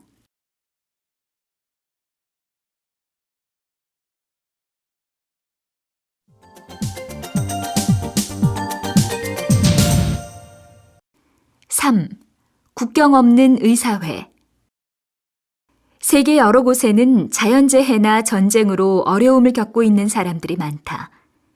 예를 들어 병에 걸려도 치료를 받지 못하거나 가뭄으로 먹을 것이 없어 굶어 죽는 사람들이 있다. 또 원하지 않는 전쟁으로 다치거나 죽는 사람들도 있다. 여러 국제단체들이 이런 사람들을 돕고 있지만 도움을 필요로 하는 사람들이 어느 나라 사람이고 어떤 종교를 믿는지에 따라서 도움을 못 받을 수도 있다. 인간의 생명보다도 정치, 종교, 그리고 인종을 더 중요하게 생각하기 때문이다. 이러한 현실을 안타깝게 생각한 사람들이 모여서 국경 없는 의사회를 만들었다. 국경 없는 의사회는 1971년 베르나르 쿠슈네르가 중심이 되어서 의사, 언론인 등 12명이 만든 국제적인 민간단체이다. 이 모임에 드는 돈은 대부분 같은 뜻을 가진 개인들의 기부금에서 나온다. 따라서 이 모임의 활동은 비정치적이고 비종교적이다. 그렇기 때문에 이 단체의 회원들은 도움이 필요한 곳이면 어디든지 갈 수 있다. 국경 없는 의사회는 현재 3천여 명의 의사, 간호사와 10,000명 이상의 자원봉사자들이 함께 활동하고 있다. 이 단체에서 일하는 사람은 외국에서 활동하기 때문에 영어를 잘해야 한다. 물론 의사와 간호사는 환자를 치료할 수 있는 기술과 경험도 있어야 한다. 그러나 이 모임에 의사나 간호사만 들어갈 수 있는 것은 아니다. 사물을 보는 사람, 필요한 물건을 사고 옮기는 사람, 음식을 만드는 사람 등등 여러 분야에서 일할 사람들이 필요하다. 하지만 무엇보다도 중요한 것은 어려운 사람을 돕고 싶어 하는 마음이다. 국경 없는 의사회 회원들은 보통 천막이나 창고에서 힘들게 일을 하고 있다. 이들은 돈을 벌기 위해서 일하는 것이 아니기 때문에 적은 생활비만 받으면서 활동하고 있다. 뿐만 아니라 이들은 언제나 위험한 상황에 놓여 있다. 지진이나 홍수, 전쟁과 테러, 그리고 무서운 질병이 있는 곳에 가기 때문이다. 1995년 북한에서 큰 홍수가 났다. 많은 사람들이 다치거나 죽고 병에 걸렸다. 또한 배고픔과 추위로 고생을 하고 있었다. 그러나 정치적인 이유로 어떤 단체도 북한에 도움을 주지 못하고 있었다. 그때 유일하게 북한에 간 단체가 국경 없는 의사회였다. 그들은 몸과 마음이 힘든 북한 사람들에게 음식을 나눠주고 병을 치료해 주었다. 이 일로 국경 없는 의사회는 1997년 서울특별시에서 주는 서울평화상을 받았다. 그리고 같은 이유로 1999년에는 노벨평화상을 받았다. 그때 상금으로 받은 11억 원은 가난한 사람들에게 줄 약을 구입하는 데 사용했다. 어려운 상황이 생겼을 때 어떤 단체보다도 빨리 달려가는 국경 없는 의사회는 가장 힘있고 따뜻한 비정부 단체이다. 기적이 아닌 사랑을 믿는 이 모임의 회원들은 지금도 세계 곳곳에서 사랑을 나누고 있다.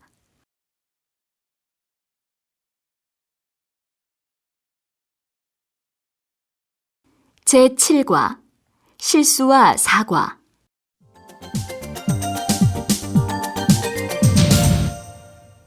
1.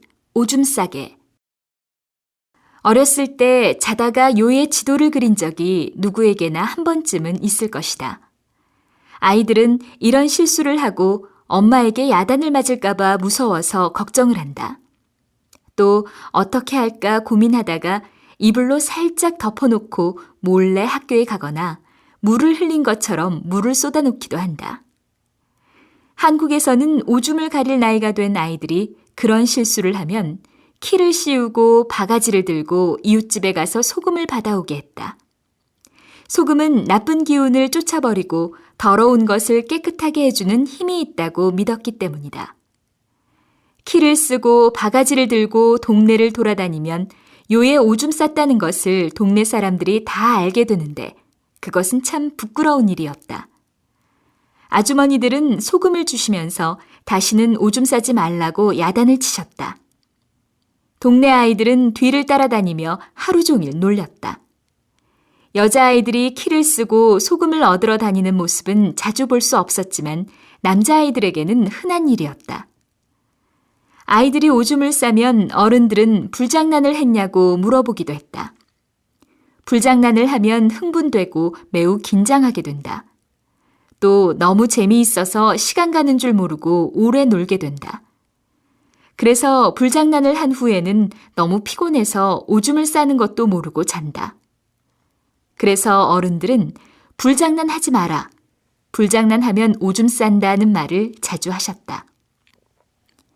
세탁기도 없던 때에 큰 이불 빨래는 보통 일이 아니었다. 추운 겨울에 차가운 물로 빨래를 하고 나면 손은 꽁꽁 얼고 그 이불을 말리는데 며칠이나 걸렸다. 그래서 어른들은 아이들에게 한번 크게 창피를 주어 오줌 싸는 버릇을 고치게 하려고 했다. 키를 쓰고 바가지를 들고 이웃집에 소금을 얻으러 가는 것은 2번 다시 하고 싶지 않은 일이기 때문이다.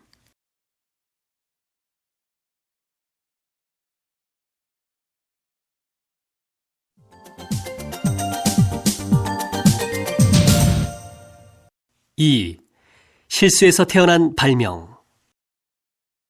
우리는 살면서 많은 실수를 한다. 대부분의 실수는 자신뿐만 아니라 다른 사람들에게도 피해를 준다. 그래서 사람들은 실수를 피하려고 한다. 하지만 모든 실수가 다 나쁜 결과를 가져오는 것은 아니다. 어떤 실수는 우리에게 또 다른 기회가 되기도 한다. 1850년대 미국의 샌프란시스코에서는 황금이 많이 나왔다. 그 소문을 들은 사람들은 황금을 캐기 위해서 전국에서 하루에도 수십 명씩 이곳을 찾아왔다. 갑자기 사람들이 몰려드니까 묵을 곳이 부족했다. 그래서 사람들은 천막을 치고 살기 시작했다. 천막에서 사는 사람들이 늘게 되었고 그 때문에 천막을 사려는 사람들도 늘었다. 그때 천막천을 만들어서 돈을 많이 번 사람이 있었는데 그 사람이 바로 리바이 스트라우스다. 스트라우스는 어느 날 군대에서 천막천을 10만 개 만들어 달라는 주문을 받았다. 뜻밖의 큰 돈을 벌 기회를 잡은 그는 너무 기뻤다. 직원들은 즐거운 마음으로 매일 열심히 일을 했다. 하지만 그 기쁨은 잠깐이었다. 염색하는 직원의 실수로 군대에서 주문한 녹색이 아닌 파란색으로 모두 염색했기 때문이다. 결국 스트라우스는 그 천들을 군대에 팔 수 없었다. 10만 개의 천은 모두 쓸모없는 것이 되어서 스트라우스는 하루아침에 모든 것을 잃어버리게 되었다. 절망에 빠져 일자리를 찾아 여기저기 돌아다니던 그는 우연히 광부들이 모여서 바지를 꿰매고 있는 것을 보았다. 광부들은 천이 약해서 쉽게 해지는 것을 불평하고 있었다. 그때 잘못 염색해서 창고에 쌓여있는 파란색 천막천들이 그의 머릿속에 떠올랐다. 스트라우스는 질긴 천막천으로 옷을 만들면 쉽게 구멍이 나지 않을 것이라고 생각했다. 그는 바로 공장으로 달려가서 바지를 만들었다. 스트라우스는 천막천으로 만든 바지를 먼저 몇 명의 광부들에게 입혀봤다. 광부들은 질기고 튼튼한 이 바지를 아주 좋아했다. 그 모습을 보고 힘을 얻은 그는 남은 천을 모두 바지로 만들어서 광부들에게 팔기 시작했다.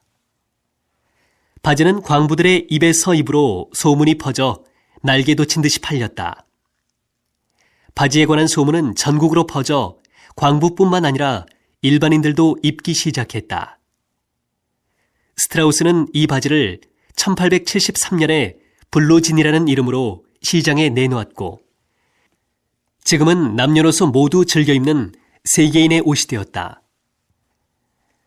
사람은 누구나 실수를 한다.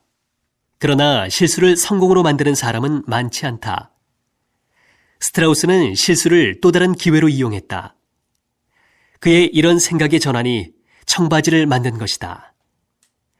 실수는 사실 실수가 아닐 수도 있다. 되돌릴 수 없는 실수를 해도 조금만 다르게 생각을 하면 그것이 더 좋은 기회가 될 수도 있다.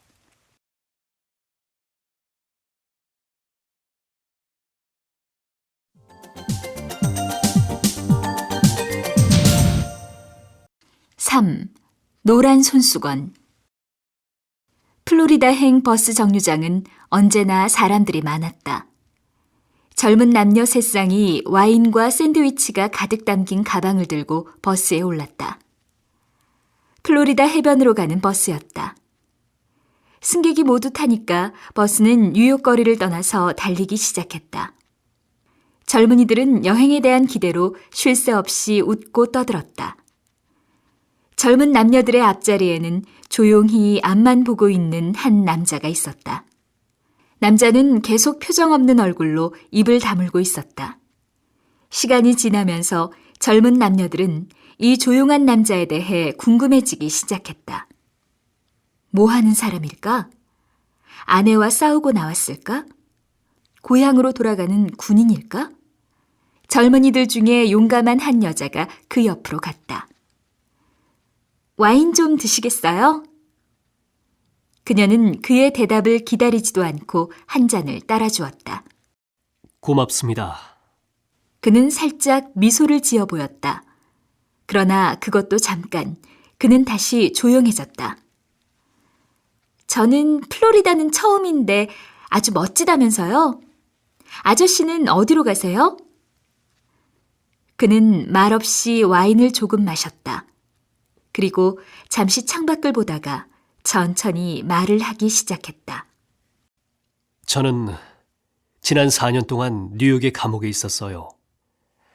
며칠 전에 석방이 돼서 집으로 돌아가는 길입니다. 그러셨군요. 결혼은 하셨나요? 잘 모르겠어요. 잘 모르시다니요? 형무소에 있는 동안 아내에게 편지를 보냈어요. 그는 잠시 말을 멈추고 긴 한숨을 쉬었다. 제 아내는 참 좋은 여자예요. 저는 아내에게 아이들 때문에 혼자 사는 것이 힘들면 나를 잊으라고 했어요. 그리고 나는 이해할 수 있으니까 재혼을 해도 좋다고 했어요. 그 뒤로 아내한테서 편지가 오지 않았어요. 3년 반 동안이나요. 그럼 지금 아무것도 모르면서 댁으로 돌아가시는 길이에요? 무슨 일이 있었는지도 모르고서요? 그는 가만히 고개를 끄덕였다. 사실은 지난주에 석방이 결정되었을 때 아내에게 편지를 썼어요. 아내와 함께 살던 브룬스위크에는 마을 입구에 커다란 참나무가 있는데 만약 나를 용서할 마음이 있다면 그 참나무에 노란 손수건을 매달아 놓으라고 했어요. 노란 손수건이 나무에 걸려 있으면 나는 버스에서 내려서 집으로 갈 것이고 손수건이 없으면 재혼을 했거나 나를 용서할 마음이 없는 것으로 알고 모든 것을 잊겠다고 했어요. 노란 손수건이 매달려 있지 않으면 어디로 가실 거예요? 버스에서 내리지 않고 그냥 어디든지 갈 생각입니다. 여자는 더 이상 아무 말도 할 수 없었다. 어느 순간부터 버스 안에 있던 모든 사람들이 그 남자의 이야기를 듣고 있었다. 그는 오래된 사진 한 장을 보여주었다. 사진 속에는 예쁘고 착해 보이는 부인과 세 자녀가 환하게 웃고 있었다. 버스 안의 사람들은 그의 일을 마치 자신들의 일처럼 브룬스위크가 가까워지기를 기다렸다. 브룬스위크 20마일이라는 표지판이 나타났다. 20마일, 15마일, 10마일. 브룬스위크가 가까워질수록 버스는 긴장과 설렘으로 가득 찼다. 하지만 그 남자는 흥분하지도 않고 창밖을 보지도 않았다. 그러나 그의 얼굴에 긴장감이 보였다. 그때였다. 갑자기 사람들이 소리를 지르며 자리에서 일어났다. 모두 박수를 치며 기뻐했다. 침묵을 지키고 있는 사람은 오직 그 남자 한 사람뿐이었다. 그는 창문 밖으로 멀리 보이는 참나무만을 말없이 쳐다보고 있었다. 믿을 수 없다는 듯이. 마을 입구의 그 참나무는 온통 노란 손수건으로 덮여 있었다. 20개, 30개, 아니 수백 개의 노란 손수건이 그를 환영하는 노란 깃발처럼 바람에 날리고 있었다. 젊은이들이 기뻐하며 환호하는 동안 그 남자는 자리에서 일어났다. 그리고 버스 앞문 쪽을 향해 천천히 걸어 나갔다.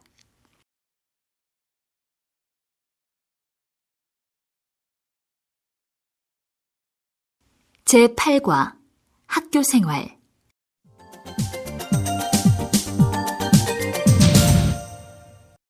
1.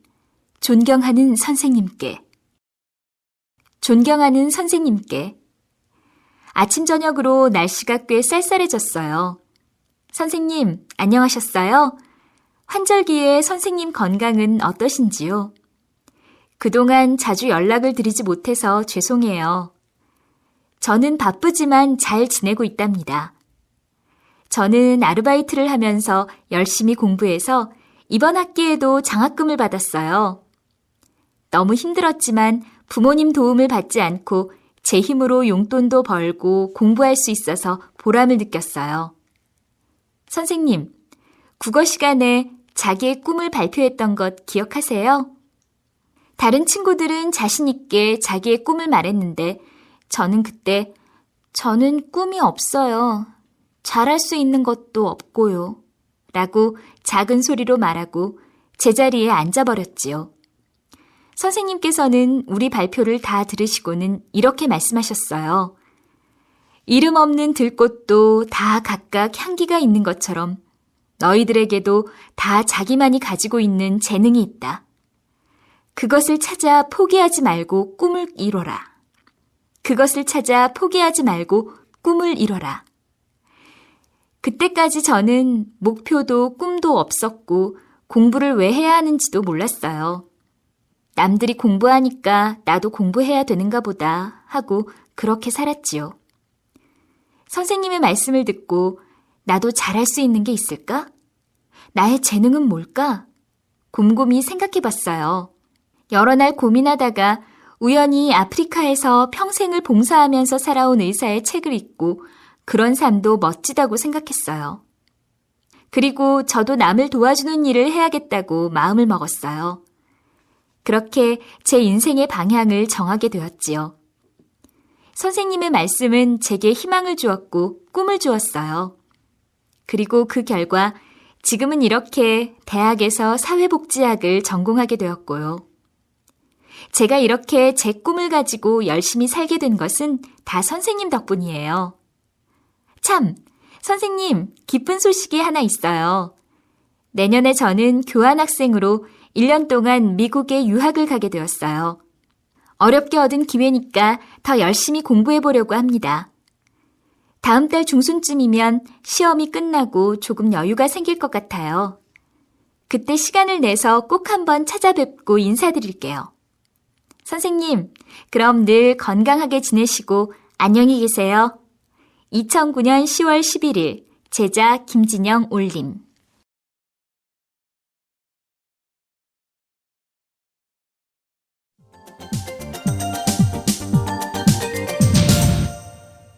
(2) 기적을 만든 선생님.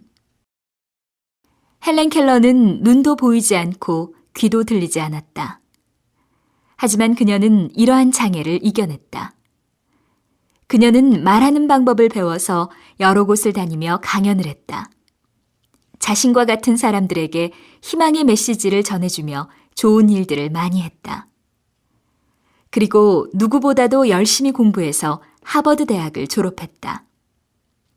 그래서 사람들은 헬렌 켈러를 장애를 극복한 훌륭한 사람으로, 그리고 장애인들을 위해서 열심히 봉사한 사람으로 기억한다. 그러나 그녀 뒤에 그녀를 48년 동안 열정과 사랑으로 가르쳐준 선생님이 있었다는 사실은 잘 모른다.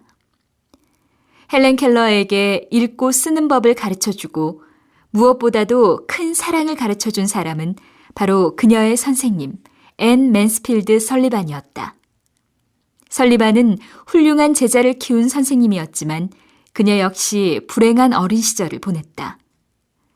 설리반의 어머니는 그녀가 어렸을 때 돌아가셨고 늘 술에 취해 지내던 아버지는 그녀를 버렸다. 그녀에게는 남동생이 한 명 있었는데 몸이 아파 어린 나이에 죽었다. 그 후 그녀는 눈병이 심해져서 실명을 했으며 2번이나 자살하려고 했다. 그때 정신병원의 한 나이 많은 간호사가 설리반의 마음의 상처를 치료해 주었다.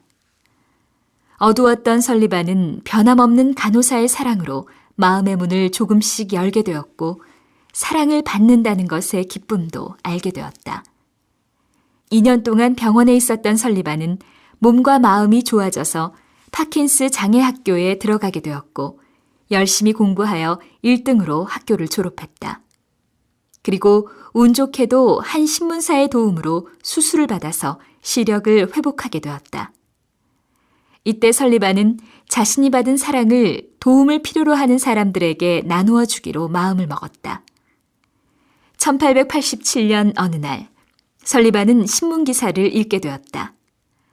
보지도 못하고 듣지도 못하고 말하지도 못하는 6살 아이가 있습니다. 이 아이의 가정교사를 찾습니다.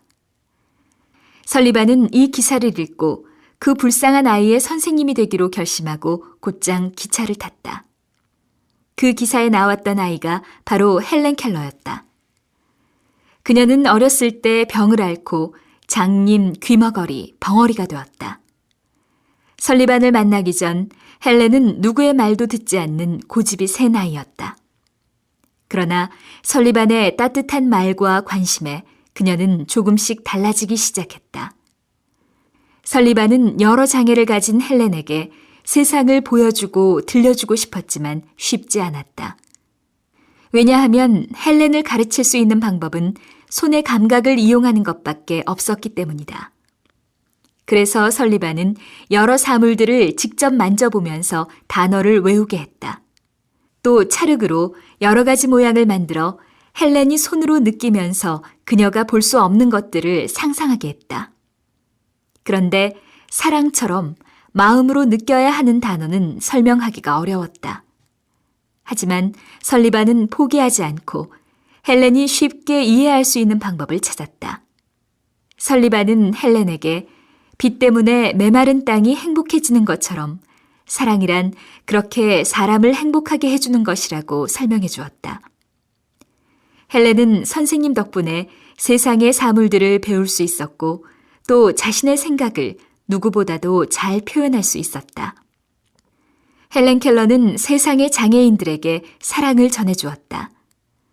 그래서 사람들은 헬렌 켈러를 사랑을 전하는 빛의 천사라고 불렀다. 하지만 이러한 기적을 만든 사람은 그녀의 스승 설리반이었다. 그녀는 제자가 힘들 때마다 힘이 되어 주었다. 그리고 헬렌에게 실패나 어려움을 두려워하지 말고 실패를 통해 무엇인가를 배우라고 늘 말했다. 언제나 다시 시작할 수 있는 용기를 가진 사람, 실패를 통해 더 크게 되는 사람, 이것이 바로 설리반이 제자 헬렌 켈러에게 가르치려고 한 것이었다.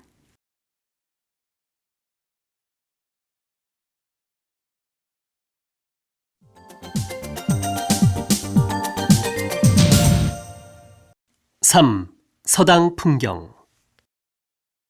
서당은 옛날에 우리나라 어디에서나 볼 수 있는 지금의 초등학교 같은 곳이었다.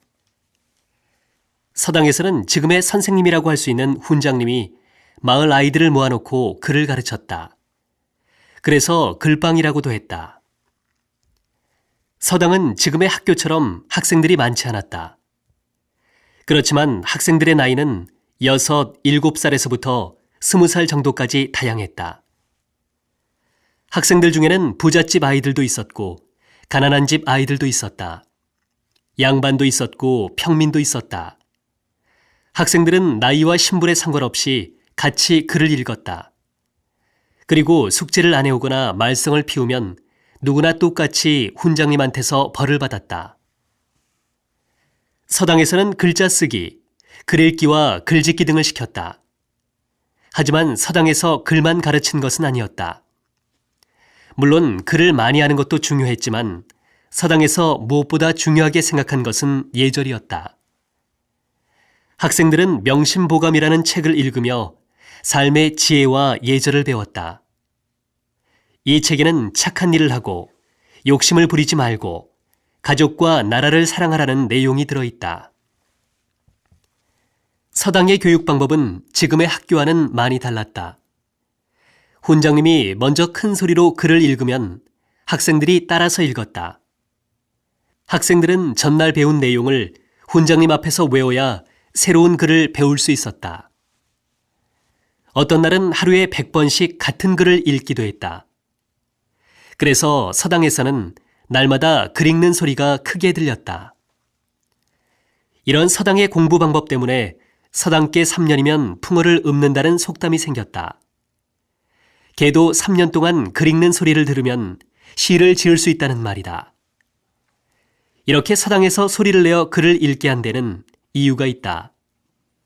옛날 사람들은 입, 눈, 마음을 모두 이용하여 공부를 하면 더 잘할 수 있다고 생각했기 때문이다. 책 한 권을 모두 다 배우면 책거리를 냈다. 이것은 훈장님께 고마움을 표현하고 친구들끼리 서로를 축하해주는 잔치였다. 학생의 부모는 자식의 머릿속이 지혜로 가득 차길 바라는 마음에서 속을 가득 채운 송편을 서당에 모인 사람들과 나누어 먹었다. 그리고 훈장님께는 감사의 마음을 전하기 위해 술과 음식을 대접했다. 지금도 서당이 있지만 예전 모습과는 많이 달라졌다. 요즘 부모 중에는 방학이 되면 한문 공부도 하고 예절도 배우게 하려고 서당에 보내는 사람도 있다. 훈장님은 평소에 학교에서 공부 때문에 가족과 보내는 시간이 길지 않은 학생들에게 기본 예절을 가르친다. 학생들은 짧은 시간이지만 학교에서는 배우지 못한 한국의 전통 문화와 조상의 지혜를 배운다. 또 옛글을 읽으면서 전통의 소중함도 배울 수 있다. 그래서 오늘날 서당은 예절 교육을 하는 곳으로 사람들에게 새롭게 주목을 받고 있다.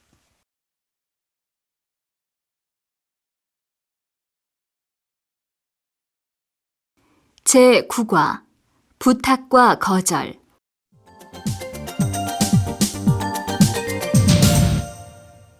1. 어머니의 마지막 부탁. 옛날에 숲속 시냇가에 엄마 청개구리와 아들 청개구리가 살았습니다. 아들 청개구리는 말썽만 부리는 장난꾸러기였고 엄마가 무슨 일을 시키면 늘 반대로 해서 엄마를 속상하게 했습니다.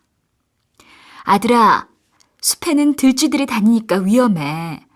오늘은 바람도 불고 날씨가 나쁘니까 밖에 나가지 마라.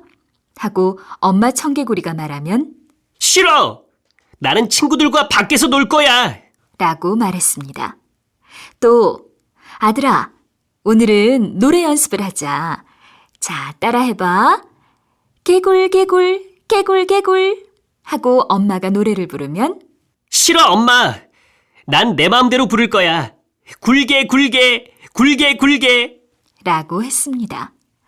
어느 비가 많이 오는 날 엄마 청개구리는 아들에게 물이 많은 곳에는 도마뱀이 있으니까 가면 큰일 난다 라고 말했습니다.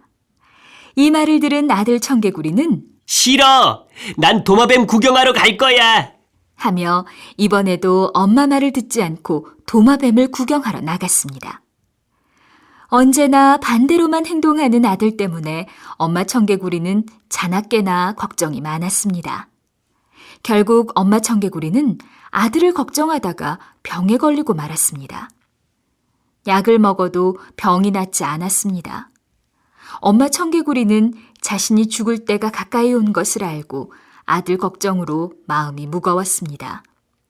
그래서 하루는 아들을 불렀습니다. 엄마는 죽은 뒤에 산에 묻히고 싶었습니다. 하지만 뭐든지 반대로만 하는 아들은 산에 묻어달라고 하면 시냇가에 묻을 것 같았습니다. 그래서 엄마 청개구리는 아들에게 내가 죽으면 산에 묻지 말고 시냇가에 묻어라 라는 유언을 남기고 눈을 감았습니다.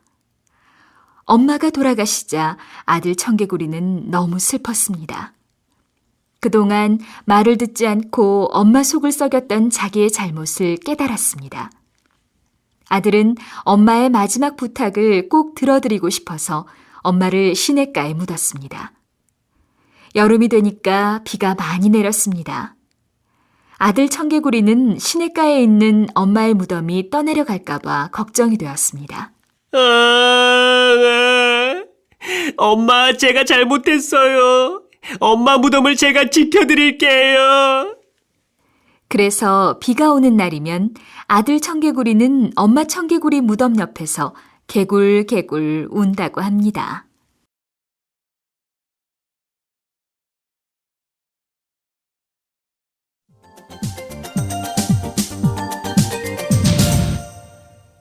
이 완곡한 거절. 우리들은 살면서 거절을 해야 하는 경우가 많지만 거절하는 것은 쉽지 않다. 거절을 잘하지 못하는 이유는 마음이 약해서거나 부탁한 사람과 사이가 나빠질 것을 걱정하기 때문이다. 그래서 누구나 한 번쯤은 거절을 하지 못해서 곤란했던 경험을 가지고 있을 것이다. 사람들은 대부분 행동이나 말로 거절을 한다. 고개를 젓거나 곤란하다는 표정을 지어 상대방의 부탁을 거절할 때도 있다. 하지만 직접적인 말이나 행동으로 거절을 하는 것 대신 상대방의 기분이 상하지 않도록 재치 있게 간접적으로 거절할 수 있는 방법을 선택하는 것이 좋다. 거절을 할 때에는 조금 유머를 섞어서 말하는 것도 좋은 방법이다. 아름다운 한 여자 무용가가 한 천재 작가를 사랑했다. 그녀는 그에게 당신의 뛰어난 머리와 나의 아름다운 외모를 닮은 아이가 태어나면 멋지지 않겠냐고 말하며 청혼을 했다. 그 말을 들은 작가는 나의 외모와 당신의 머리를 닮은 아이가 태어나면 어떻게 하겠냐며 그녀의 청혼을 거절했다. 아마 그녀는 이 말을 듣고 웃지 않았을까.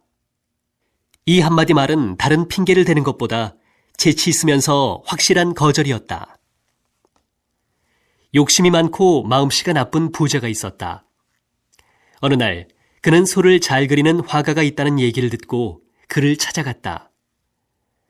부자는 화가에게 들에서 풀을 먹는 소 그림을 한 장 그려달라고 했다.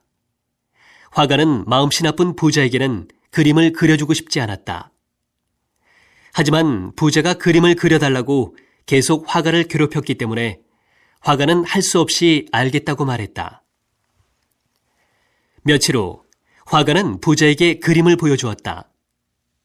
기다리던 그림을 받은 부자는 너무나 기뻐하며 그림을 보았다. 그러나 거기에는 들에서 풀을 먹는 소라는 제목만 쓰여 있었다. 부자는 화가 나서 바로 화가에게 이 그림에 들이 어디에 있냐고 물었다. 그러자 화가는 소가 풀을 다 먹어버렸다고 대답했다. 그렇다면 소는 어디에 있냐고 물었다. 그러자 화가는 풀을 다 먹었기 때문에 소는 다른 곳으로 가버렸다고 대답했다. 지금으로부터 600여 년 전에 고려의 장군이었던 이성계는 고려를 뒤엎고 새로운 나라를 세우기 위해서 힘을 키우고 있었다. 그는 고려의 존경받는 학자였던 정몽주를 자기 사람으로 만들고 싶었다. 이성계의 다섯째 아들 이방원은 아버지의 뜻을 알고 정몽주를 불렀다. 그는 정몽주에게 자신이 지은 하여가라는 시를 한 편 들려주었다. 그 시의 내용은 고려를 뒤엎고 새로운 나라를 세우려고 하는 자신들과 뜻을 같이 하는 게 어떻겠냐고 묻는 것이었다. 이런 이방원에게 정몽주는 단심가라는 시를 지어서 대답했다. 이 시는 내가 죽고 다시 태어나서 또 죽고 그렇게 100번을 죽어도 자신은 한 마음으로 한 사람만을 생각하겠다는 내용이었다. 이 말은 끝까지 고려의 왕에게 충성을 다하겠다는 뜻이었다. 부탁하는 사람을 마주보고 직접 거절의 말을 하기는 쉽지 않다. 그렇기 때문에 많은 사람들이 거절을 하지 못해서 고민을 한다. 그러나 거절을 해야 할 때는 확실하게 거절을 하는 것이 중요하다. 직접적으로 거절하기 어렵다면 조금은 다른 방법을 생각해보는 것도 좋을 것이다. 이 이야기들처럼 재치 있게 혹은 완곡하게 거절을 한다면 거절을 당하는 사람도 거절을 하는 사람도 서로에게 느끼는 섭섭함이나 미안함이 줄어들 것이다.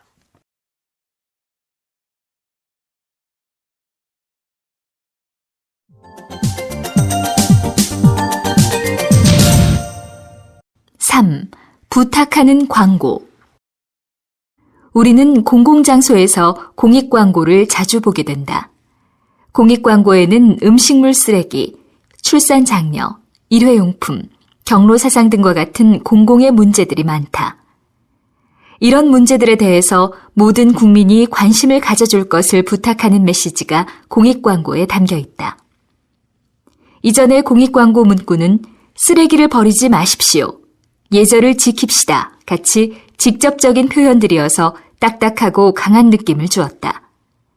이런 표현들은 부탁이라는 느낌보다는 오히려 명령하는 느낌이 들어서 사람들에게 거부감을 줄 때가 많았다. 이런 이유로 사람들은 공익광고에 큰 관심을 갖지 않게 되었고, 그런 광고는 효과도 그렇게 크지 않았다. 하지만 얼마 전부터는 사람들의 심리를 고려한 새로운 표현들이 나오기 시작했다. 이런 새로운 시도는 사람들의 눈길을 끌게 되었다. 그리고 공익광고에 대한 관심이 커지면서 큰 효과를 보게 되었다. 1. 돈이라면 남기시겠습니까? 음식도 결국 돈입니다. 먹는 거 반, 남기는 거 반. 그렇게 남아서 버리는 음식물 쓰레기가 한 해에 5조 원. 음식물 쓰레기를 줄이는 일. 나 한 사람의 실천에서 시작됩니다. 2. 이런 모습 상상은 해보셨나요? 아이보다 어른이 많은 나라 상상해 보셨나요?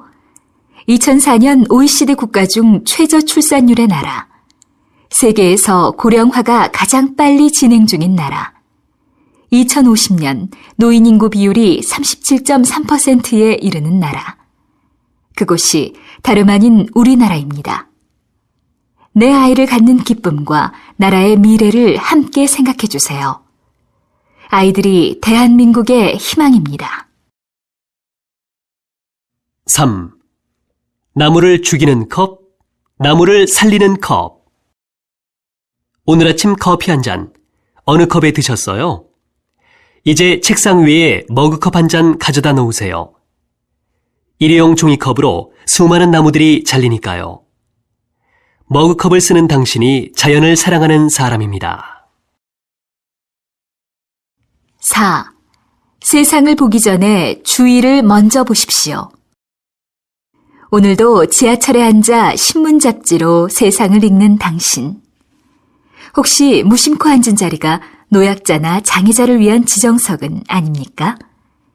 지정석은 힘겨운 우리 이웃을 위한 최소한의 배려. 세상을 보기 전에 주위를 한번 둘러보십시오.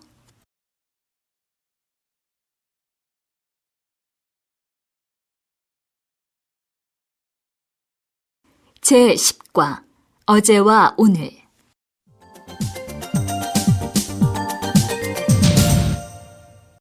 1. 한국 속의 외국인. 한국의 최초로 온 외국인은 누구였을까? 중국과 일본은 가까이 있어서 오래전부터 교류가 많았다. 그렇지만 생김새가 비슷해서 중국인이나 일본인 중에 누가 최초로 한국에 왔는지는 알 수 없다. 한국 사람에게 외국인이라고 하면 보통 피부색이 다르고 우리와 생김새가 다른 사람을 떠올린다. 우리나라에 온 최초의 외국인을 허왕옥이라고 보는 사람도 있다. 허왕옥은 가락국의 시조인 김수로 왕의 부인이었는데 인도에서 왔다고 한다. 기록에 남아있는 최초의 외국인은 벨테브레이다. 그는 네덜란드 선원으로 1627년 표류하다가 제주도에 도착했다. 그는 후에 귀화하여 왕에게서 박연이라는 이름을 받게 된다. 하멜 표류기를 써서 조선을 서양에 알린 하멜도 네덜란드 사람이다. 한국에 외국인이 많아진 것은 한국 전쟁이 끝나고 미국 군대가 한국에 머무르면서부터였다. 1950년대에는 머리가 노랗고 코가 큰 미국 사람을 보고 신기하다고 따라다니기도 하고 무섭다고 울거나 도망가는 아이들도 있었다. 그 후 한국이 경제적으로 발전하고 서울에서 1988년 올림픽과 2002년 월드컵이 열리면서 외국인들을 만날 기회가 더 많아졌다. 또 한국 사람들의 해외여행이 늘어나면서 외국 사람들이 더 이상 낯설지 않게 되었다. 서울은 이제 152개국의 국적을 가진 25만 명의 외국인이 모여 살고 있는 도시가 되었다. 서울에 등록된 외국인 인구는 1998년에 5만 1,000명이었는데 10년 사이에 거의 5배가 늘어서 2008년에는 25만 1,000명이 되었다. 1998년에는 서울 인구의 0.5%밖에 되지 않았지만 이제는 서울 인구의 2.4%나 된다. 국제결혼도 점점 많아지고 있다. 국제결혼 커플은 2000년 3,387건에서 2008년 7,947건으로 2.3배 늘었고 결혼 이민자는 2004년 14,710명에서 2008년 29,560명으로 4년 사이에 2배 늘었다. 국제결혼이 많아짐에 따라 국제결혼에 대한 생각도 긍정적으로 바뀌어서 다문화 가정도 많이 늘어났다. 한국 속의 외국인은 더 이상 한국 사람과 다른 이상한 사람이 아니라 우리와 더불어 사는 친구와 가족이 되었다.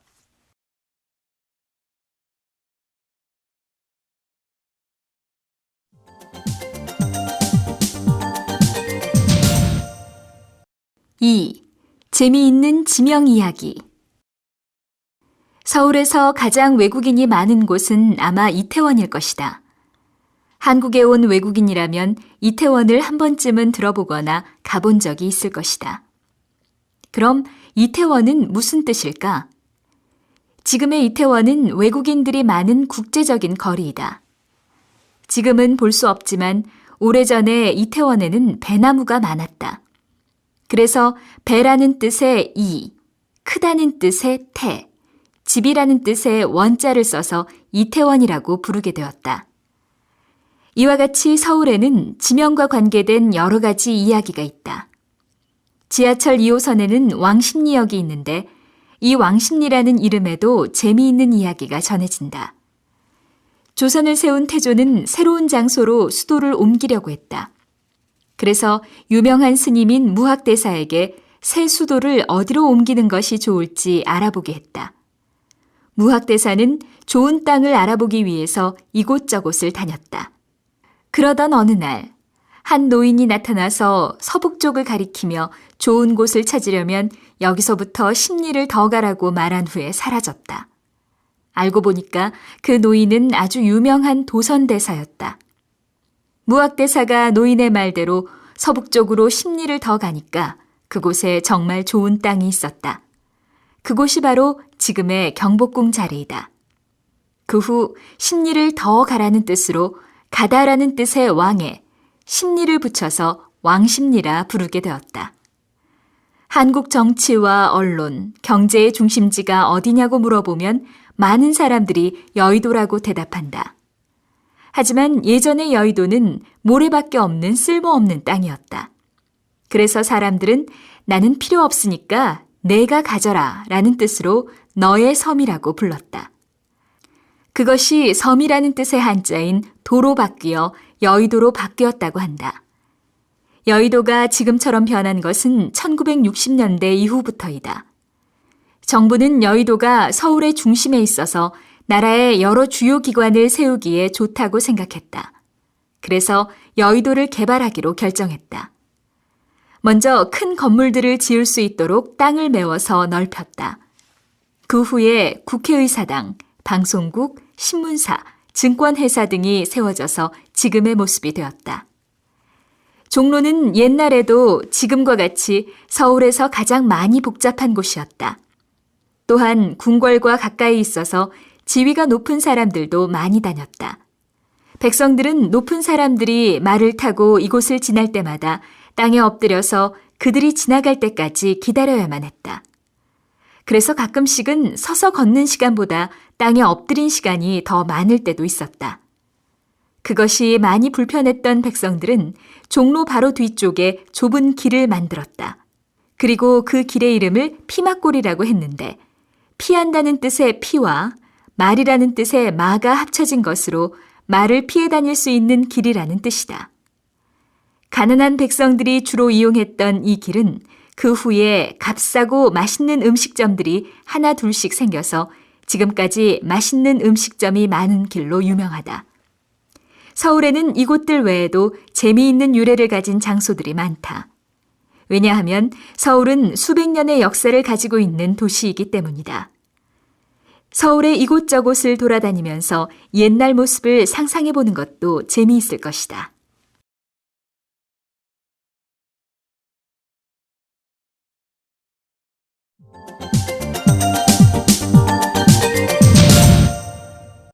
(3) 옛날에 쓰던 물건들. 박물관에 가면 옛날 사람들이 사용하던 여러 가지 도구들이 있다. 지금도 사용되고 있어서 익숙한 물건도 있지만 처음 보는 낯선 것들도 있다. 또 본 적은 있지만 어디에 쓰는 물건인지 잘 모르는 경우도 많다. 그러나 관심을 가지고 옛 물건들을 보면 옛 사람들의 생활 모습과 지혜를 배울 수 있다. 또 옛날 사람들이 얼마나 자연을 가까이 하면서 살았는지도 알게 된다. 맷돌은 시골 할머니 댁에 가면 지금도 볼 수 있다. 이것은 곡식을 갈아 가루로 만들거나 두부를 만들기 위해 콩을 갈 때 사용하였다. 맷돌은 두 개의 둥근 돌을 겹쳐서 올려놓은 것인데 윗돌에 있는 구멍에 곡식을 넣고 손잡이를 돌리면 돌 사이로 곡식이 갈려 나온다. 요즘의 믹서와 같은 것인데 돌로 갈기 때문에 영양소가 그대로 있고 음식 맛도 좋다. 옛날에는 화장실이 냄새가 많이 나서 집에서 멀리 떨어진 곳에 있었다. 전기가 없던 옛날, 깜깜한 밤에 화장실에 가는 것은 보통 일이 아니었다. 그래서 작고 둥근 모양의 요강은 옛날 사람들에게 꼭 필요한 물건이었다. 이것을 방 안에 두고 화장실에 가고 싶을 때 사용하였다. 요강은 지저분한 물건 같지만 옛날 사람들은 중요한 물건으로 생각했고 결혼할 때 여자들이 잊지 않고 준비해가는 물건이었다. 요강은 노시나 도자기로 만든 것도 있고 나무로 만든 것도 있었다. 특히 도자기 요강은 아주 예뻐서 외국인들이 기념품으로 많이 사간다. 그런데 어디에 쓰는지 잘 몰라서 요강에 과자나 사탕을 넣어두거나 장식용으로 거실에 놓기도 한다. 또 꽃병이나 화분으로 사용하기도 한다. 요즘은 더운 여름철에 선풍기나 에어컨을 켜서 더위를 식힌다. 하지만 에어컨을 오랫동안 켜놓으면 냉방병에 걸려서 소화가 잘 안 되거나 두통이나 피로를 쉽게 느끼게 된다. 그런데 옛날에는 이런 병이 없었다. 옛날 사람들은 시원한 천으로 만든 옷을 입거나 부채를 붙이며 시원하게 여름을 지냈다. 그러나 무엇보다도 더운 여름에 사랑을 받았던 물건은 죽부인이다. 죽부인은 대나무로 만든 부인이라는 뜻으로 주로 남자들이 더운 여름밤에 시원하게 자기 위해서 사용했다. 그런데 재미있는 것은 아버지가 쓰던 죽부인을 자식이 사용하지 않았다는 것이다. 죽부인은 대나무로 만들었는데 그 길이는 사람의 키만큼 길고 모양은 앉기 편한 원통형이었다. 대나무는 만지면 차갑기 때문에 몸에 닿았을 때 시원하다. 게다가 속이 비어있고 구멍이 많이 있어서 바람이 잘 통한다.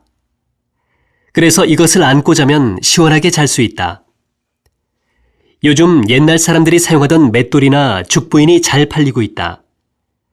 더 예쁘고 편리한 물건들이 많이 있지만 느리고 불편한 옛 물건들이 사람들에게 인기를 얻고 있다. 이것은 옛날 사람들이 쓰던 물건 속에 삶의 지혜가 담겨 있기 때문이다. 자연을 가까이 하면서 삶의 여유를 즐기던 옛 사람들의 지혜를 배운다면 우리의 삶이 더욱 풍요로워질 것이다.